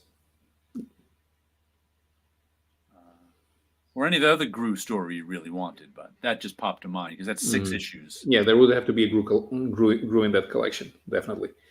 And, but since there's no ongoing storyline, which is why I can use Gru, but I can't use Cerebus. Right. Even each arc in itself is too big. Mm-hmm.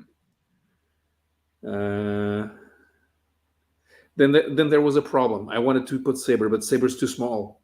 Yeah, there's not a Because lot. Only the series is irrelevant, but the graphic novel is interesting. Mm-hmm. So I put this problem to a friend of mine on our latest monthly comics dinner. Mm-hmm. And I said, "Well,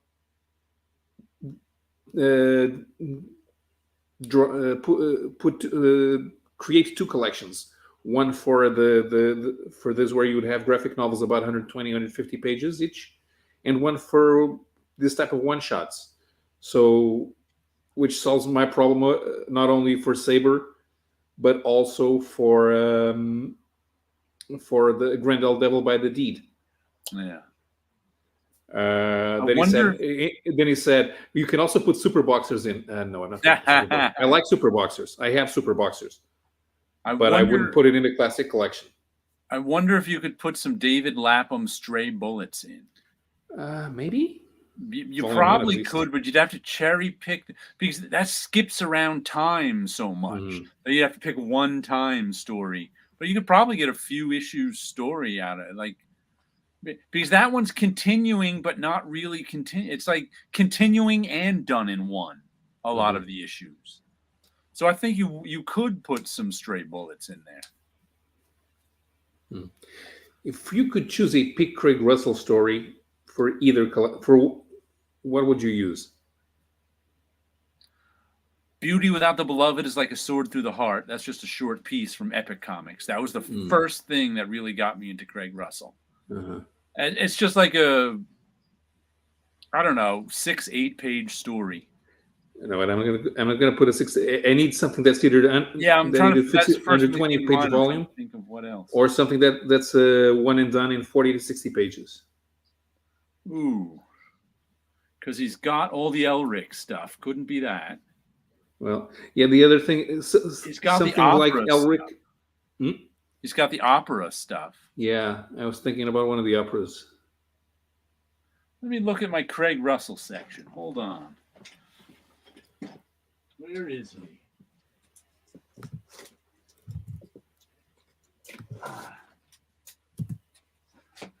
This is my Craig Russell section. Good evening, Mind the Comics. We've got Salome. The Magic Comics. Mind the Comics, who now hates me for ruining his show, which I took over. The Magic Flute is 3 square-bound issues, so that must be graphic novel length. Red Dog, Peleus and Melisande, that's 2 issues. The Godfather's Code is 1 issue. Night Music, 1 issue. Oh, he's got, I forgot about this, Ring of the Nibelung, the Rheingold. This is 4 issues. Yeah. What else do we have here? Oh, this is book 2. The Valkyrie is another 3 issues. Siegfried is another 3 issues. Gotterdam. Man, I forgot he did all this stuff. Yeah, he did all. He did all of the Wagner operas. Yeah, Gotterdammerung is another 4 issues. 4th issue, 64 pages. Now we're into Norse mythology, which was all good too. But that's Craig Russell. I mean, that's Neil Gaiman. Yeah, Norse mythology is something that one of the regular publishers needs to put out, not as part of a newspaper collection. So something of the right length might be the Magic Flute. And since he did it all himself, that would be easier to get the rights to, since we're doing this realistically. Yeah, which is why I don't want to put Elric on the list, because it needs right, exactly. That's what you don't want to do. Do I not have my Elrics in here? Did I pass over them? They might be in the Elric section, not the Craig Russell section. They should be in the Craig Russell section. I just noticed that that British publisher has been putting out the first comics Elrics in hardcover collected editions. I've seen some of those in my comic shop. Yeah, I have the one where they reprint the Drouillet story from, because that's the first Elric comic book story. It's a 20-pager by Drouillet, which was originally made for some museum art piece that was supposed to be projected on a wall or something. Wow. And then he just put out a comic. The thing is, he had to unlike Dionne, the other guy from Metal Hurlant, unlike Dionne could speak English. Drouillet, the artist, couldn't, so somebody had to translate the Elric story for him so he could draw it. Chris Geruso is almost here. It says device not connected. So maybe he'll be getting here if he connects.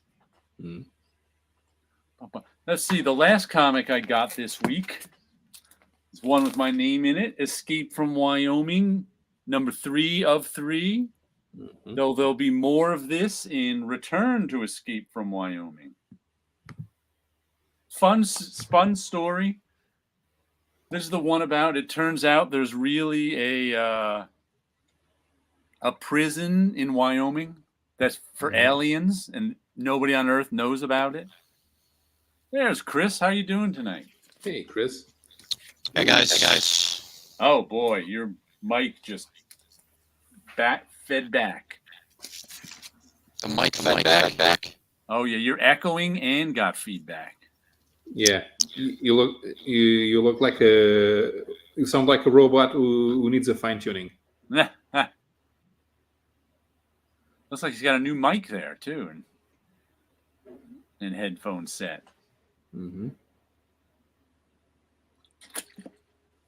That's Chris's serious look. Yeah, we got a straight on Chris look tonight too. That's unusual. Yeah. No work today? Gus. No, we can't hear a thing now. Filth flarn.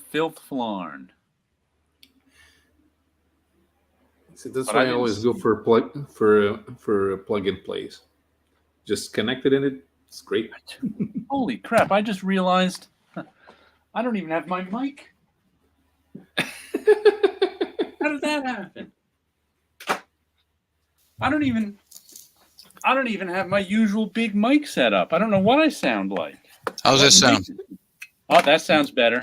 Better. It still needs some fine tuning, but it sounds better.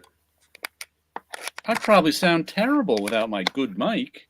How did that happen? No, we've been coming in fine. Okay, it's probably just using the mic from the laptop, but that mic's much better. That's just funny that I always hook it up. Wonder what made me forget tonight. Weird, man. Mm-hmm.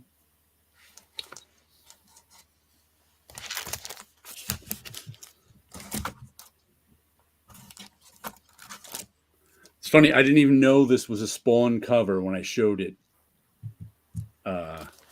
on my pull list this week. So one of the commenters mentioned it. I was like, "Oh yeah, just looked like a vampire to me in a vampire book."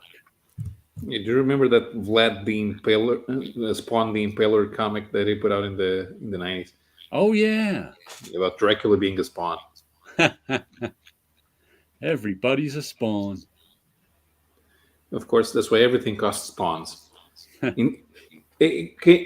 if we got the Smurf village and replaced all the Smurfs with spawns?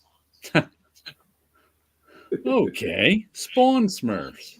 I'm getting an echo now too. Is that Chris echoing over there? Is that me? It's probably me. I thought the whole point of the headset and the mic would be to Was not cut to down echo. on that. Yeah, that's weird. Like also, you cut down by doing what I do. You put the speaker across the room from the mic. That I guess gives it time for whatever software. That's not really an option with the way I've set things up. Yeah. I'm sorry. I've painted myself into a corner, and there's nothing that can be done. Let me see if I can edit his mic settings.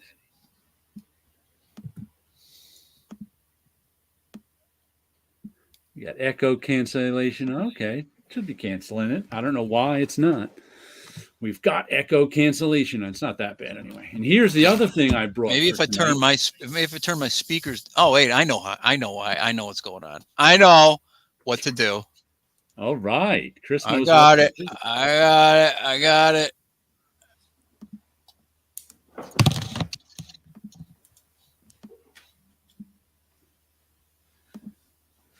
He's got it. Yeah, I don't got it. Got it. I got it. I got it. I don't got it. I got it. I got it. Where is that from? How did that get in my head? Some sitcom or a cartoon somewhere, sometime, where a guy would lift something and say, "I got it. I got it. I got it. I don't got it," and drop it. I don't see an option. It's my speakers. The speakers should be in my head and not coming from the computer. This has got to be compelling for anyone listening. Chris Girusso sets up his sound system. Yeah. Since Paulo mentioned this today earlier on our chat, Bring on the bad guys. I was like, you know what? I'm pulling that issue down and looking, because I got this. When did this come out? 76? Mm-hmm. I think I probably got it somewhere around then, 76, 77, 78 for a Christmas present or something. And I don't think I've read it in a long time, but I loved these Fireside Origins books, as we used to call them, the Origins books. Origins of Marvel Comics, Son of Origins, because not only did you get the comics, you got these little stories from Stan Lee telling you about the making of the comic. Yeah. Oh, Stan Lee created everything. And I loved it. This is where I found out that Stan Lee, didn't create everything, even though he said he did sometimes. Because I used to pore over these like the Torah and figure out what he was writing. Oh, look, first one is Dr. Doom with his, I'd forgotten, his normal colored hands. Ooh. It's weird. Bad Stan Goldberg, bad. Yeah, it's weird that they didn't put covers in with these. I don't think they ever did in the Origins book. No. One thing that I really don't, I mean, I kind of understand. I think you and Wilson explained it to me. They don't recolor mistakes in the reprints. Yeah. Well, they did for some of these. They were like Marvel. I know in the 60s, if they've with their reprints would fix things like Doc Ock calling Spider-Man Superman. Right. And but for the Essentials, they didn't. They went to the original. The Essentials, definitely not. I mean, I had to, for some of those Essentials, I had to scan them from the comic books and get them printable like that afternoon. So there was no time to fix them. Some of those I'd look at and wince. I'm just like, ooh, that's why it says in some of the Essentials editions, special thanks to the Ralph Macchio collection or something like that. Because if they didn't have the stats for the original art of something, Ralph would bring it in and I'd have to scan it. Because he had a complete Marvel collection from the 60s up. But yeah, I used to pore over this stuff. Because if comics history was nowhere near as easily available in 1976 as it is now. So this was it. I read these things over and over. The Thing dressed as a pirate. It's like, what?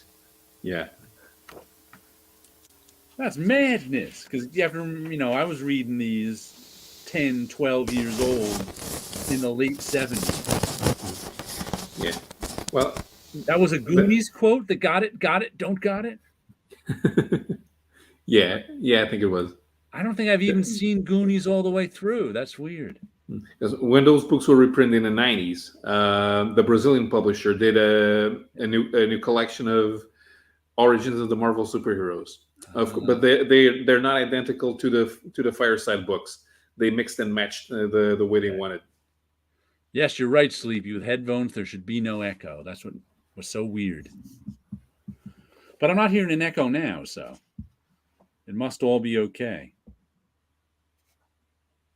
And one of the things, too, that, learning about comics as a kid, reading these Origins books, was just seeing the difference from Fantastic Four number 6, wherever it was where Dr. Doom first appeared, and then, the next Fantastic Four. It's just seeing the difference in the artwork is like, whoa. So I used to love to discover that stuff. It's like, oh, it looks so different now. That's where I discovered inking and things like that.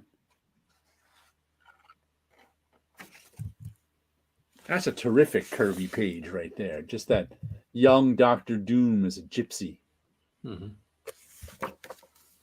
Terrific. Good stuff. And did you ever get a chance to read any of these books, Paulo?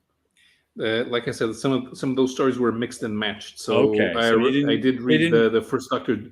In one book, I have the first Doctor Doom. In another one, I have the Fantastic Four finds the Submariner. Uh, there in one of those there's the first Avengers X-Men fight, and one of them ends with the Shield. The Shield #1, which kind of looks out of place because all the stories are from the '60s, except for that one. And these, like, I especially like this Ditko stuff with Doctor Strange still in the all blue. And these have some really nice printing on them, too. Because it's still sort of the old school style with coloring, but the line screen's just a little bit tighter and it's printed much better than the original comics. So even looking at these now, it's like the printing on them was very good. I mean, you can actually still see the screen in like this pink over here, which I think is a good thing. I mean, it's not a solid, because you were always kind of meant to see the screen. It's just the illusion of solid color. So I think that these particular ones did a good job of printing the stories. They look so nice. They look nicer than the yellowed originals. And I think they look nicer than the solid color current ones. Even though I'm okay with the solid color current ones, I still think there's something special about printing from this era on these more expensive books. My LCS owner, he keeps complaining about modern reprints and how they ruin the colors. Yeah, that happens. Let's see. Before Chris appearing on this show, I used to picture him as much more cartoony with big hands, feet, and head. The first time I saw Steve Ditko, he looked like a Steve Ditko drawing of an old man. I was like, wow. I saw him, I was like, that's got to be Steve Ditko. He looks like he grew into his drawing. So what are you working on tonight, Chris?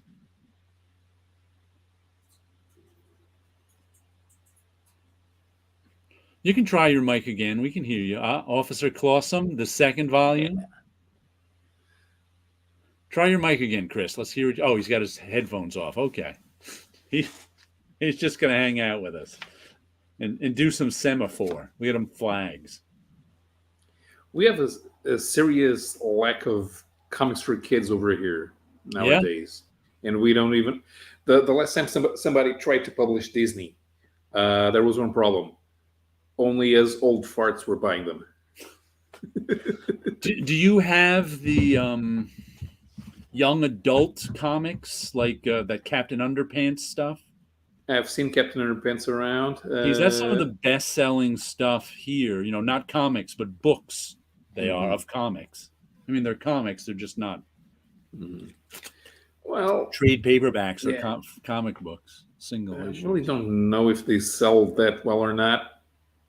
I would guess so. They're not on my radar, and they look so completely detached from everything else. Because there are comics that I buy, there are comics that I don't buy, but they're all in the same place, so I know they exist. Okay, yeah, these ones I don't even see. That you wouldn't see them at like a comic shop, like Officer Clawsome. Right. You'd see on Amazon or a bookstore. They don't put the Captain Underpants and Dogman books with the other comics. They put them with in the children's section. Yeah, the young adult novels. Okay. We don't call them young adults. It's children's section. Oh, okay. You don't have young adults? No, everyone's immature here. Young adults don't read. YA. Let's see what else. Oh, Loki. This is probably the first time I saw a Tales of Asgard story, which used to run in the back of Thor, I think. Yeah. And once again, I think Coletta inked these. Yeah. So seeing like Kirby, Doctor Doom, early stuff, Kirby inked. There was a lot of different guys inking Kirby in this. But there's... series. We always rag on Coletta ruining Kirby's pencils, but they actually work well on Tales of Asgard because since there's a lot of background erasure, makes the setting look like a fairy tale, not exactly real, and it works better for the stories which are based on mythology. I don't know who inked issue 6, the first Doctor Doom, because there's no credit. Let me see. No, at the time there was no credit, so it's either Giacoya or Russo's. I think this is Giacoya. It doesn't look like Russo's. The first ones are usually Giacoya. Yeah, I would say it's Giacoya because Russo's is not his brushy style. Then we get Before they actually analyzed, they even thought that there was a possibility that Christopher Rule would have inked the first issue, but Rule had quit comics by then. Ah. Yeah, next we got Chick Stone inking in the Doctor Doom origin story here. We have Coletta inking Kirby. So this was really an education for me as a kid. Look, and let's see. Then we get Frankie Ray. So we have 4 different inkers. Ray's Giacoya. Ray's Giacoya? Okay. Yeah, just like George Bell was Russo's. Right. I've forgotten that. I know I've been told that, but I've forgotten that. Frankie Ray was Giacoya. George Bell was Russo's. Right. Mickey DeMeo was Esposito. Who else? So 3 different inkers over Kirby. Chick Stone again on the Captain America Red Skull one. Yeah, I love that those Chick Stone ink Captain Americas. Yeah, because Stone does not look like the most appropriate inker for Kirby. He makes everything look too light, but there's a lot of movement in there with those Captain America stories. He does a nice stories. job. Yeah, because everyone Sinnott, yeah, but Sinnott's good on Fantastic Four and Thor because it's science fiction, and Sinnott makes everything look metallic and futuristic. Stone has a line that's kind of identical on everything, but makes the colors pop out, and it looks great with all the way he draws speed lines. He inks over the speed lines, makes everything have more movement, and for an acrobat like Captain America, it works. Yeah, this is some nice stuff. This Chick Stone, that one's Giacoya, Frankie Ray. So there's all sorts of good stuff. Like I said, this these origin books were really an education for me as a kid. Not only about the characters, but about the artists. And we got John Buscema's Mephisto, Silver Surfer in the back here. That's some terrific stuff. And this is probably, it's like, in 1977, you couldn't read these Silver Surfer comics. They were long. I read more about the Silver Surfer than I did Silver Surfer. It was like, matter of fact, I was disappointed when I finally read the Silver Surfer comics because they're really not that good. Stan Lee, I mean, the art's terrific. This John Buscema art is terrific. But the Stan Lee writing on the Silver Surfer is subpar Stan Lee writing. But man, terrific artwork. I mean, it's John Buscema, Jack Kirby, Steve Ditko, Gil Kane on the Hulk. Oh, nice. I mean, just wow. This. So you can imagine me discovering this at 12 years old, reading comics, from the 60s in 1978. No, like, whoa. My first Kirby, I was 6. John Romita on Spider-Man. Because in the same Captain America issue which had the Vermin's first appearance, one of the Kirby stories was the backup. It was the last one that they published. It was the one with the Darkmoor Castle. And Kirby actually only did the layouts because Tuska did the rest of the pencil art, but you could see Kirby there all in all of the movement. So, and right around the same time, they were running the Eternals on another of the comic of that line, and it was completely different.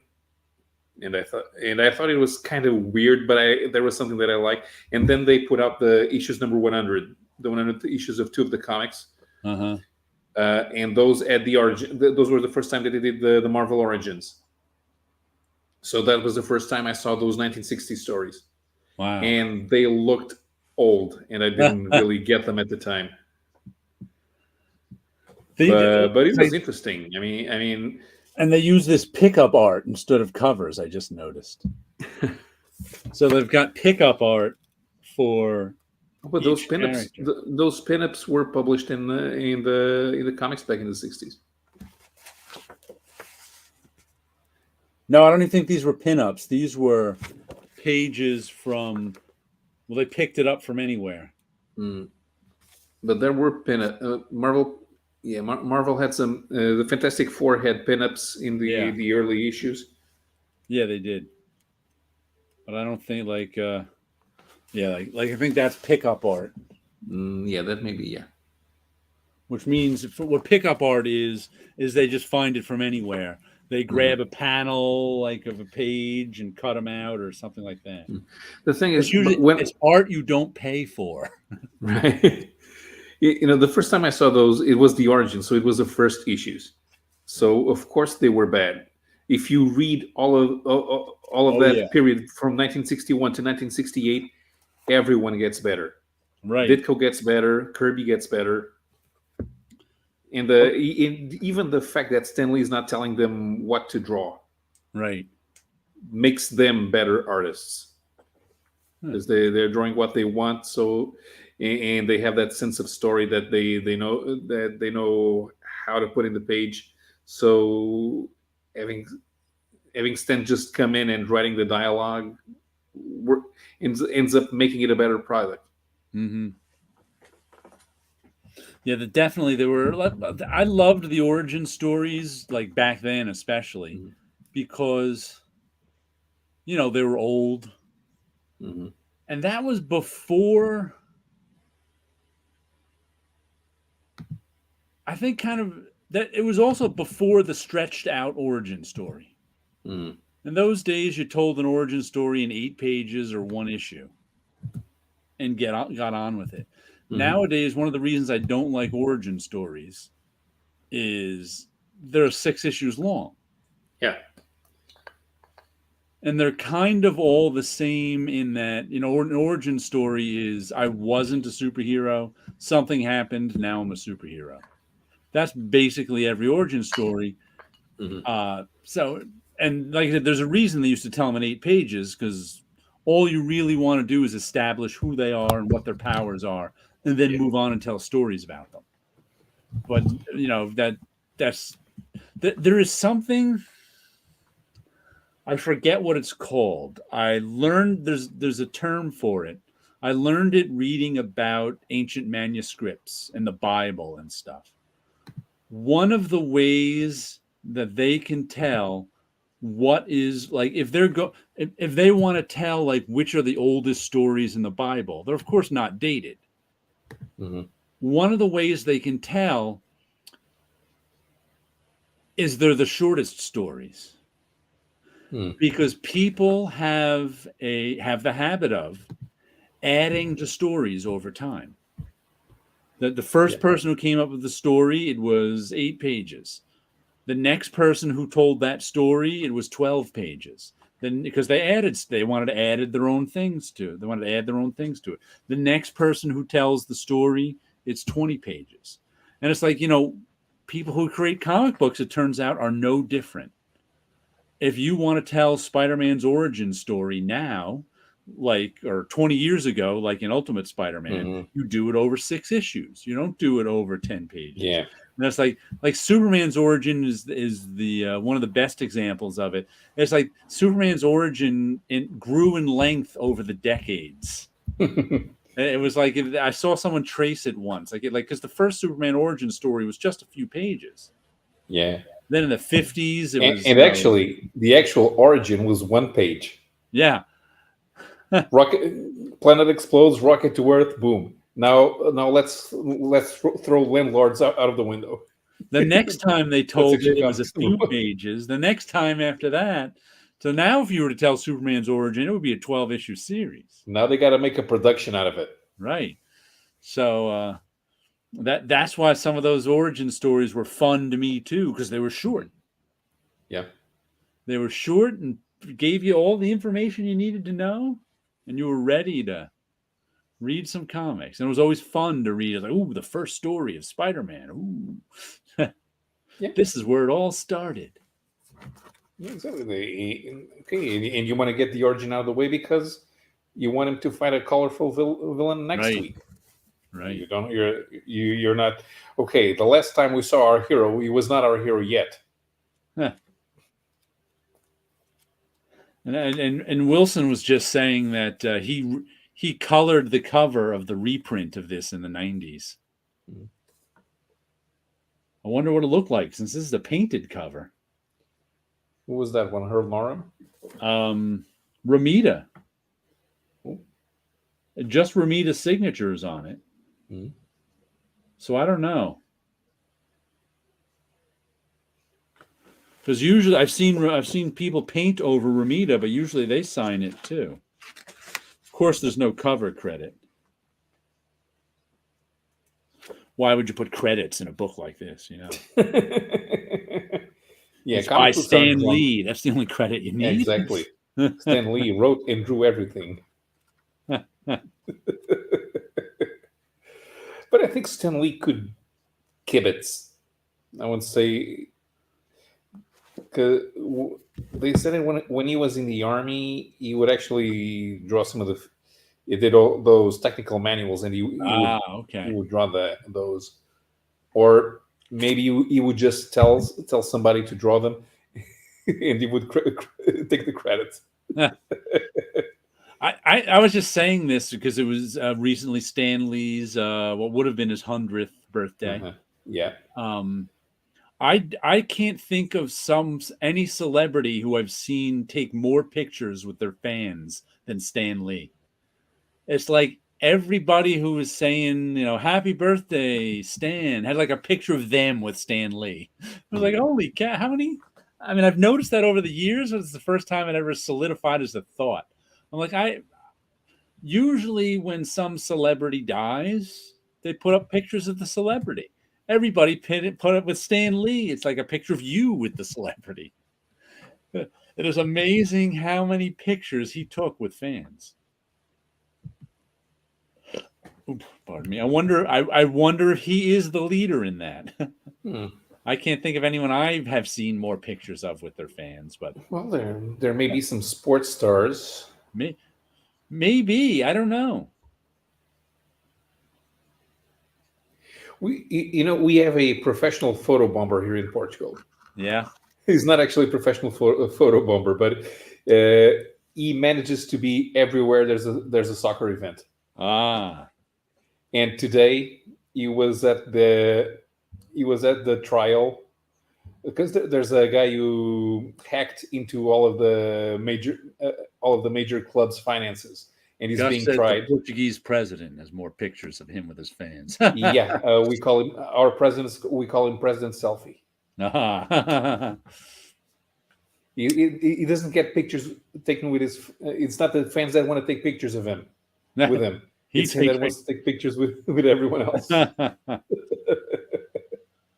So the photo bombers at every soccer match. Yeah, but he's at soccer matches. He's at the whenever the national team comes home. He's at the airport, and now he was at the trial where the guy who hacked into the team's finances was being tried, and he photobombed again. He has he's mentally challenged, but he manages to go everywhere.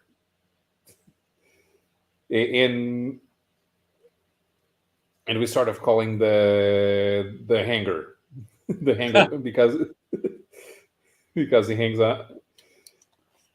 For example, right now I can see into your room. Mm-hmm. You would show up back where that girl's drawing is. You would look into the camera and you would not notice he's there because you're talking. Yeah. You know, it's funny. I was just thumbing through this and I thought to myself, what's my favorite villain from this? Or what's my favorite story from this? And I realized that probably my favorite story is the Ditko Doctor Strange. But Dormammu is kind of the least interesting villain. Yeah. Ditko made a thing about how dangerous Dormammu was, and then when he finally shows up, he's like he sort of looks like a Scooby Doo villain. He does. His design is clunky. And all this Kirby reminded me of, I think it's in Marvel's Greatest Superhero Battles. It's a reprint of Iron Man and Submariner. I think it was like a 2-issue series only. Originally. Yeah, it was the first time at Marvel that one story started in one title and finished in another, because it moved. I can't remember which was the first part, but it either started in Astonish and finished in Suspense, or the other way around. Okay. But either way, I remember in the middle, once again, I was always trying to figure out comics and how they were made and what made them good and what made me like them and this and that by reading these origin books, especially. And that was the story that Gene Colan did part 1 and got sick. So Jack Kirby stepped in and did part 2. And the contrast between part 1 and part 2 is amazing. Yeah. Because part 1's okay. It's Gene Colan. I got no problem with Gene Colan. I like his stuff. But part 2 was like amazing. It was just like this complete battle between Iron Man and Submariner. And just sort of the fight was so much more and exciting and dramatic than the Gene Colan stuff. Which, like I said, was fine. There was nothing wrong with it. But just those two, that just blew my mind when I read that. I remember being a kid going, wow, that's how much difference an artist makes in the story. Because the Gene Colan, like I said, nothing wrong with the Gene Colan one. I was enjoying it. But when Jack Kirby took over, the whole battle just went up a notch. It was just like, whoa. So that's one of the things I learned from these origin books is, what artists meant to a comic, who they were, what they meant, and how a comic is different when a different artist draws it. It's just a completely different comic.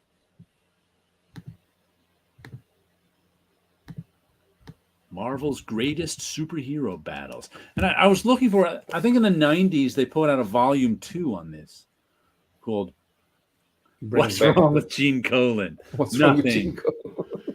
He can't trip me up with his jokes if we can't hear him. What's wrong with Gene Colan? They didn't bring back the bad guys, but I can't remember what was in it.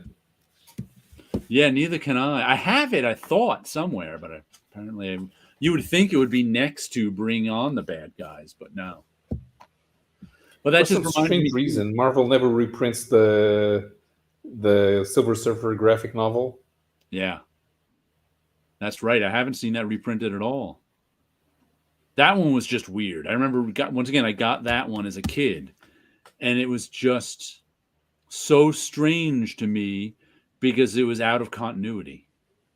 And I just remember my, whatever year it came, with my 12-year-old brain trying to grasp what a Silver Surfer story without Marvel Comics is like, kind of thing. It was just because DC had the imaginary stories, but Marvel didn't have What If yet. Jared, are you doing art hall episodes this year? Yes, as soon as I buy some supplies. I've got about $200 or $300 worth of art supplies in my Dick Blick cart, but I haven't got the money to buy them all yet. So, being that I have to save up for a new laptop too, because this one's 10 years old and won't update to the latest Adobe stuff or things like that. Forget operating systems. It's like 3 operating systems ago. So we'll see. I might buy a used computer just to save some money. We'll see. Want to buy mine? No thanks. It's not a desktop, it's a laptop. Yeah, a laptop. That's what I have to get. I got a new desktop, a Mac Mini, last 2 Septembers ago, so that one's good. This one is mostly used for writing, so I don't really need as powerful a laptop. I have to keep Mm. reminding myself that as I price them out, because they're not cheap. But and they're I buy Macs too, so but they last a Mm. long time. Like I said, this one's 10 years old and still running fine. Just can't be upgraded. I can stop the Windows automatic upgrades. I used to back in previous versions of Windows. You just tell the computer to It won't let you. yeah, you just tell the computer to stop, and they would. And because the first time I had a computer that was updated regularly, that thing got slow very fast. In like 2 years, it was slow. So the next time I bought a computer, first thing I did was automatic updates, shut them down, shut them off. Yeah. 6 years later, the computer was still running fine. It's still over there on the table. It's just that it's missing buttons, and this one is Windows 10, and I tried everything. I gone through all the tutorials. I've gone to 4 different places in the in the registry and it doesn't do anything. I get updates whether I want them or not. No way to turn them off. That's no fun. Because that should be considered ruining my equipment. Yeah. I didn't ask for that. Bloatware. I think there's more bloatware, as they call it, on Windows than on Macs. Mm-hmm. At least that's That's because nobody bothers Yeah. programming anything for Macs. I don't think anybody bothers with laptops and desktops much anymore. Everything's phones. Yeah. It's like computers are afterthoughts nowadays. All these computer companies are phone companies or wannabe. Yeah, but I don't want phones are even worse. I mean, phones don't do any. You can't do anything on them that require for work. I mean, I don't even like to I use. can. I But everybody don't else like in the to- world loves their phones. And I bought a new camera in December instead of art supplies too. So that made me not be able to get my art supplies good just yet. Because it was a camera I was gonna buy in the beginning of 2020. Mhm. And then COVID hit, and there was no it was for taking street photos. It's smaller than the camera I've been using, so I wanted one that was smaller for my bag, and about $400, and it hasn't gone down in price either. Well, it's weird. I don't know if you how much you know about digital cameras, but for 20 years the pattern was new model of digital camera comes out. Next year, another model comes out. This model goes down in price a little bit, and it's like digital cameras would pretty steadily drop down in price. That doesn't happen anymore. They come out with I guess because of phones, everybody's got a phone camera that no one wants a separate camera, so they come out a lot less often, and they don't drop in price. Yeah, there's probably no market anymore for the cheap cameras. Yeah. So Well, they all move the up. mid-range ones. Yeah. So there's no market. Like it was a $400 camera. There's probably Yeah. not that much of a market for a $400 camera. So they're all probably moving up market now. Yeah. It's strange, but I was like, how could it be 2 years later and this camera? Not only it's not only the same price, it's harder to get and often more expensive, because the retail price on it 2 years ago was $400. If the retail price was $400, that usually means you can get it for $350. Retail price is $400. It goes for $500 or $600 a lot of times. I'm like, what? So it's just a different age. I got the same thing out of the Iron Man Submariner battle as a kid too. Poor Gene Colan. Compared to him, Kirby was exploding off the page. Yeah, it was stark. What's wrong with Gene Colan? Chris is holding up his sign again. Oh, hold on, we're gonna get him full solo. Hold up your sign, Chris. What's wrong with Gene Colan?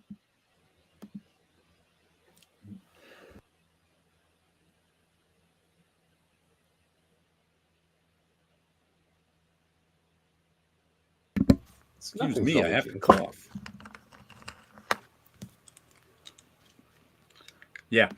It goes back to the expensive video games no one wants that's expensive forever. Now it's cameras. Yeah. Mhm. Same thing. Because I can't imagine anyone's paying $200 over retail price for this camera, but people are offering it for that. Yeah. And I was looking at them used on eBay. They were $300, $350 used, and I was like, ah. Yeah, more of market. It's like music. The people who bother buying physical media for music, they go for the vinyls with the deluxe covers. Yeah, Because if you just want to listen to music, you go to Spotify. right. They want the whole LP package. Just like Mhm. I have a couple people on my YouTube subscription list that are physical media movie buyers.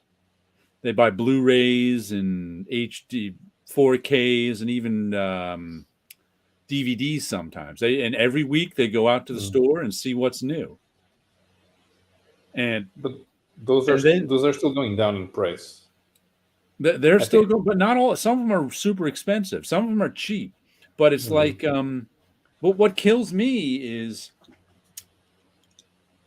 DVD, 4K. It's like the more resolution, the more expensive it is. It's like, it's sort of like cassettes and CDs back in the days where CDs were always more expensive than cassettes. Even when they became much cheaper to manufacture, they were still more expensive than cassettes. Yep. Matter when I stopped buying CDs in the late 90s because of digital and because CDs were up to $20 a CD.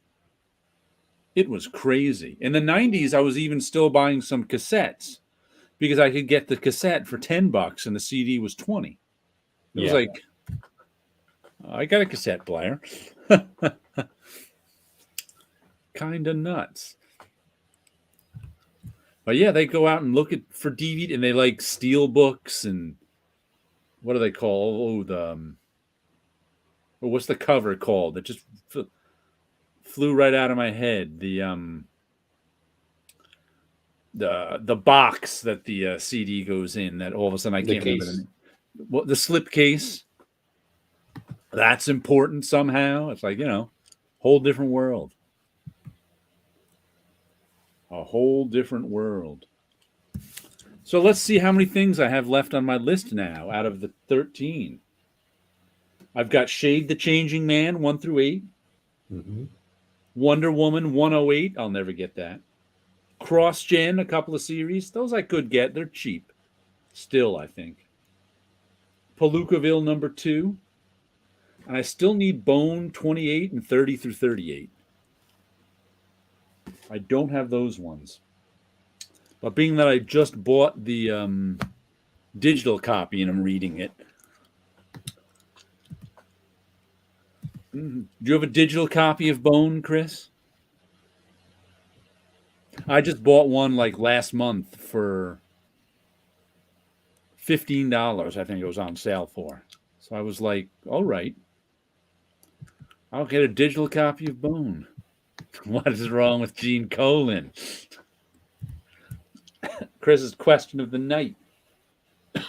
Now that since Chris can't talk, now he's become Groot. But instead of saying "I am Groot," he will only say, "What's wrong with Jim Cullen?"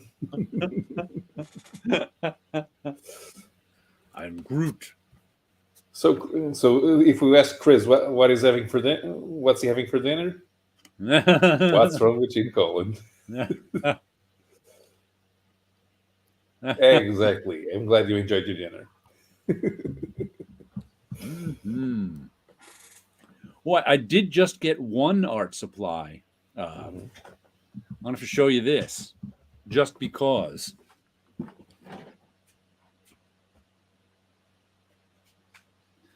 A marker holder that I got off of eBay for about, I don't know, $10 to $12. And And it's just a giant piece of foam with holes cut out of it. It's really meant for Copic markers or whatever. But I had these random cheap Amazon Sharpies that had no home. And I was trying to find a place for them. They just kind of laid around. I'm like, I'm going to have to buy a holder. So there's the one art supply I got recently.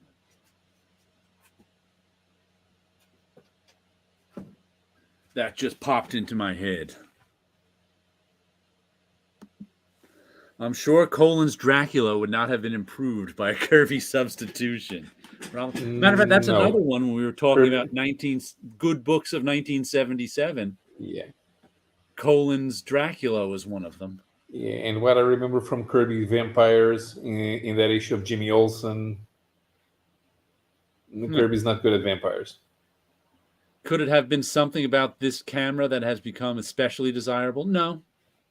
I mean, it's desirable in that it's compact and has a long zoom. No, but I it's think really it's that I think Goblin. They just don't make that many of them anymore. Back in my excavation days, cameras were climbing up in price on the aftermarket and staying expensive because no civilians wanted them because of smartphones, but certain trades needed them. Oh, okay. That's interesting. Yeah, like I said, it's nice. It's a good camera. It's a Canon, it's a Canon pocketable super zoom. So it's like the only thing with a flip down. It was like my only choice because it was the only thing that met my criteria. And I'm probably there's other people like that too. But it used to be there was a new version of it coming out every year or two. Not anymore. Matter of fact, I don't even think it was available on Canon's website anymore. One of those purchase it, out of stock. Oh, then I can't purchase it.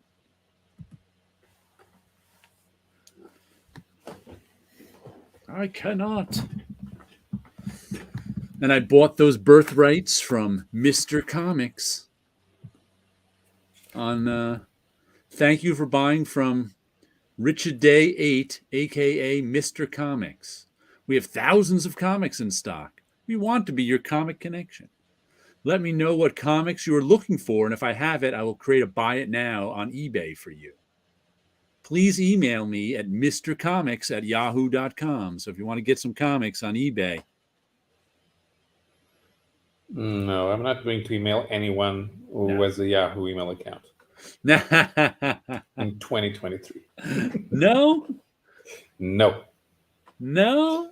I actually have a Yahoo email account that I use for one thing, Yahoo Fantasy Football, because you couldn't have a Yahoo Fantasy Football League without having a Yahoo account.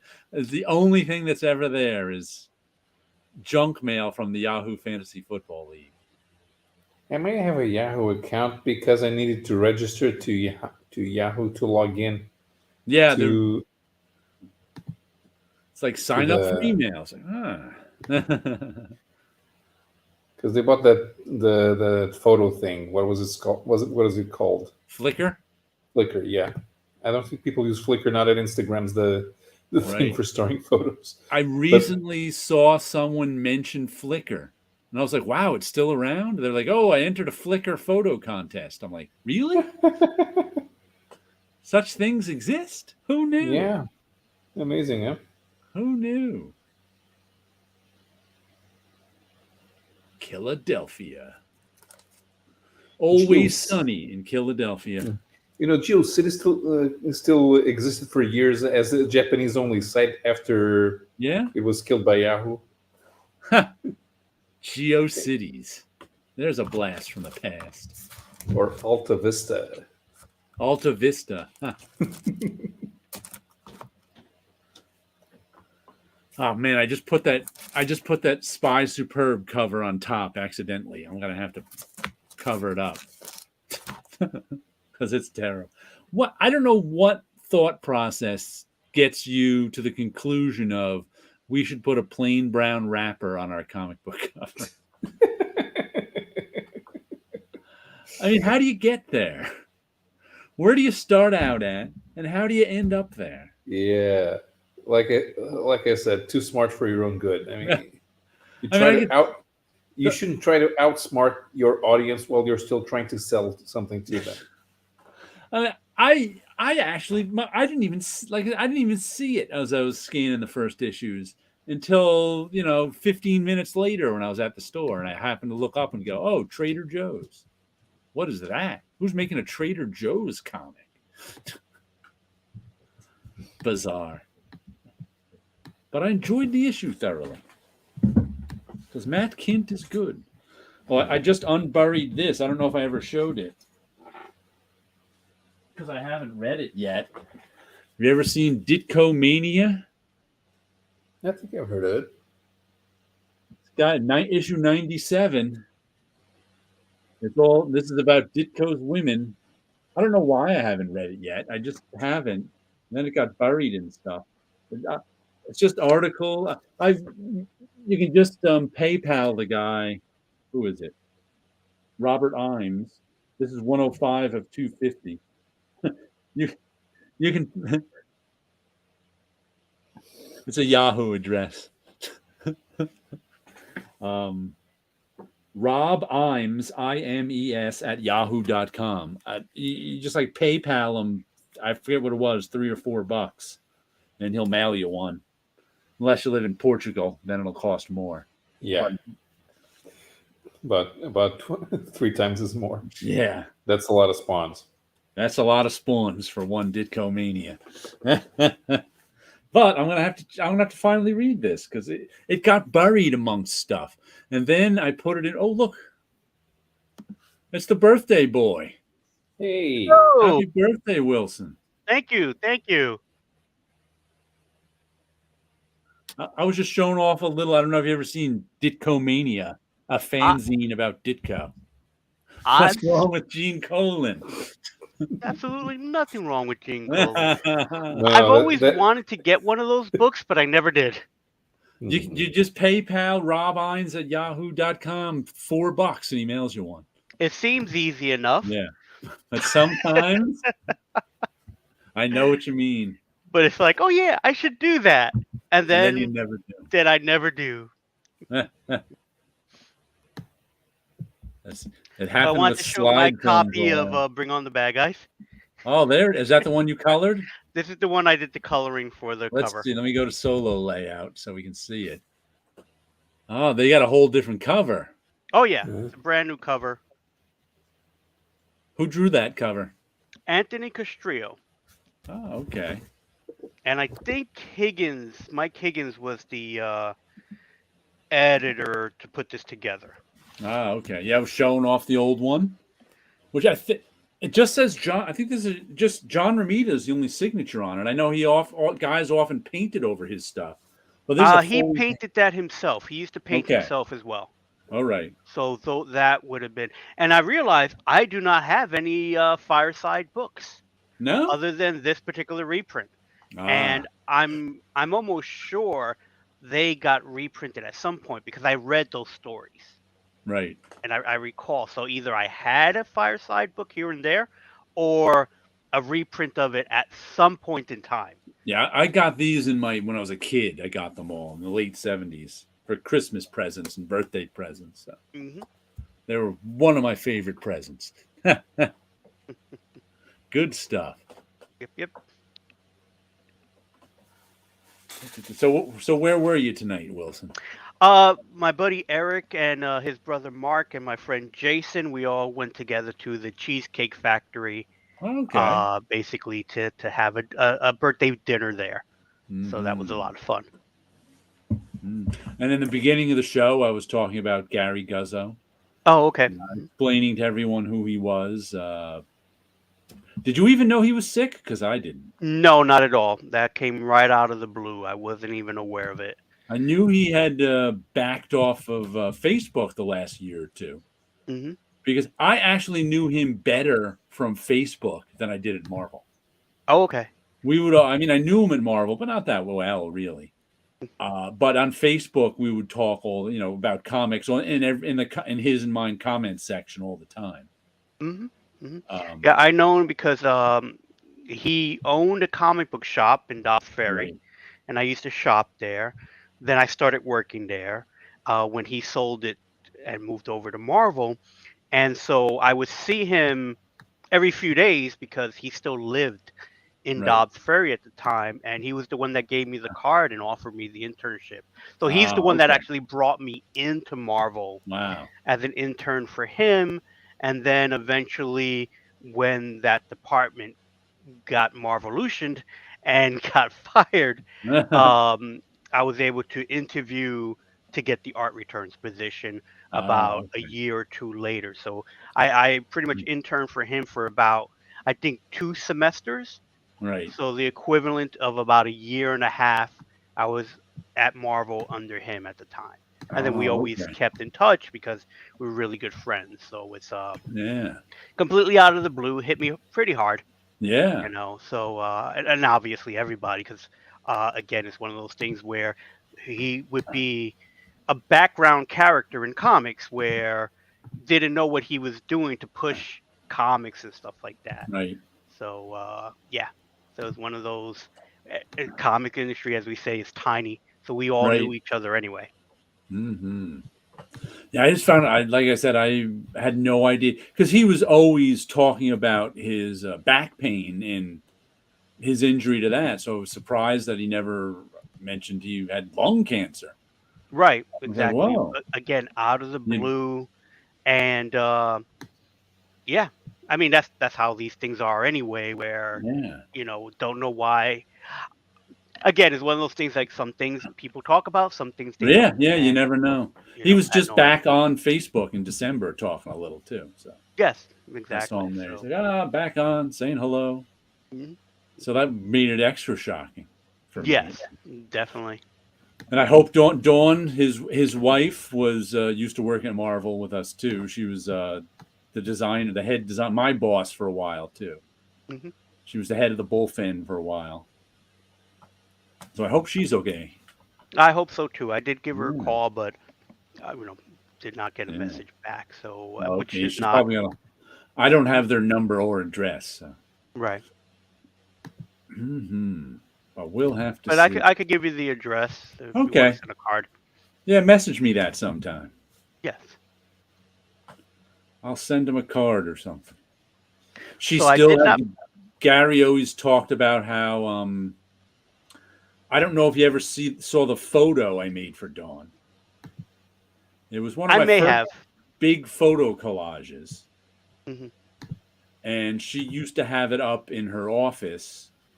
And it's like I don't 20 by 30 inches of the an overall shot of the bullpen done with multiple shots, all pasted together. Um, and she had it framed and up in her office, and she took it with her when she left, of course. And Gary would always say, "Oh, got that picture hanging up in Dawn's office. She loves it. It's her Yeah, I favorite remember. thing." I remember the picture you're talking about too. Yeah. Thank you, Tit Goblin. I appreciate it. So I didn't pick up any comics this week, but Yeah. I did pick up this Marvel poster book Oh. from Five Below. There are 12 posters in one, and I'm fascinated really by the design of it because they basically took great That- images Let's see. and made them Solo. look old. Oh wow. That I have never been a fan of that. And I'm fascinated by it, but at the same time, it's like these are recent books in some cases. There is no reason to make them look old. I originally bought it because I just wanted the artwork. I thought they would look cool. But this is not how we would buy our comic Yeah, books. yeah. That's the We problem I always have with making them look old. Because we they were would, new when I bought them, not yellowed and cracked. and that's the thing. It's like, and I'm guilty of making a comic book look old because I've been asked to design a comic Right. book and make it look old. But at the same time, it's like the only time a collector would buy something like this was just to be a reader's copy. Yeah. But something together in a book like this, I would want the artwork itself to look as pristine as possible. Yeah, that is weird. I mean, And I'm I'm a sucker for any book that's about comic book covers. But Yeah, that's weird. Why and make it's that like, one look like the whole point of Marvel Fanfare was it was done on good paper so it wouldn't look old. exactly. And again, it's like, not to say I don't own any comic books that may look like that, because it would be a back issue. Like, I would own an Yeah, Amazing yeah, I have some that Spider-Man look like that. like this, because there's no way of getting Right. a really mint condition. And then another weird thing too, because I have to look it up, but the one last one I'll show you that it's like I need to look up, but I do not know if the Ant-Man that they used in here was the original Ant-Man logo. Like, this logo does not Oh, look I don't familiar. recognize that logo. And it's like, Mhm. I don't think it was an Ant-Man book. I think this No, might it's have still been to astonish. Tales to Astonish. Ah, So it's okay. like someone Why would they do decided, that? because Ant-Man movie, Yeah. it will be coming out soon. So one of the designers, because this didn't come from Marvel, made a quick logo Yeah. for it. And again, it's one of those things where it's like, I don't even know if this is a Iron Man cover. To I me, don't it doesn't look recognize that familiar, one. and I don't That recognize might it. be that might be an Iron Man cover, yeah. 40? Yeah. Or yeah. Okay, so I it's don't like it recognize it doesn't though. I don't look know that one. familiar to me at all. So it's like, are some of these just completely made up? And again, what attracted me was the cover, because I don't mind that looking like an old comic, Yeah. in that kind of way. But I opened up the insides, it's like, wow, I'm I don't know what to say about it, because there's not much. There's no other information in here. Not a Right. history of the comics. It's They're made. just It's straight up the covers. just straight up the covers. Is perforated on the side here to pull them out, and I guess hang them up in the studio or whatever. But it's like, I was just fascinated by the concept Yeah. of, here's something on a comic book that we would never want the comic book to be in that condition. Let's see here. At what point was the bullpen the biggest and in full steam? Late 70s? Nope, early 90s. Matter of fact, if you go to jaredosborne.com and find the link for my double secret probation PDF, you can find the book of photos I made of everybody in the bullpen in there's an explanation at the beginning, and what was it? Right before the first Marvolution. I can't remember the date now. 94, where I think I think so. from Virginia to George Russo's, the bullpen was like 38 people. That's when it was the biggest, easily. Yeah. Marvel was at its height, bigness wise, in the early 90s, both in sales and in staff. And the number of floors that they took over in that Yeah. building as well. In the 70s, I suppose people might think it was the 70s because they had Crazy magazine, but most of those that material was done by outside artists. Yeah, in the 70s, there was probably a dozen people in the bullpen. 16 maybe. Well, not a lot at all. No, they didn't have assistant editors yet. So they weren't. You have to keep in mind, in the early 90s, we were pasting down balloons on just about every single book. And there were 100 books a month. In the 70s, they weren't pasting down books. They were lettering right on the art. Right on the boards. Mm-hmm. Which was a different thing, it was faster to not letter on the art. That's why they did that in the 90s. But yeah, that's when it was the biggest. I have the year written on double secret probation, but I don't remember what it was. All right, well, we're getting time to wrap up now. Glad to get Wilson to get on for a few minutes. Yeah, I saw that. I was like, oh, I got a few minutes. I'll just jump on and say hi. Just when we were running out of steam, you gave us a burst of energy. There we go. And Chris, you have a good night. say goodbye to the people? What's wrong with Gene Colan? Birthday candle. Perfect. All right. Everybody have a good night out there. Take care, everyone. Bye. Catch you Have a later. good one.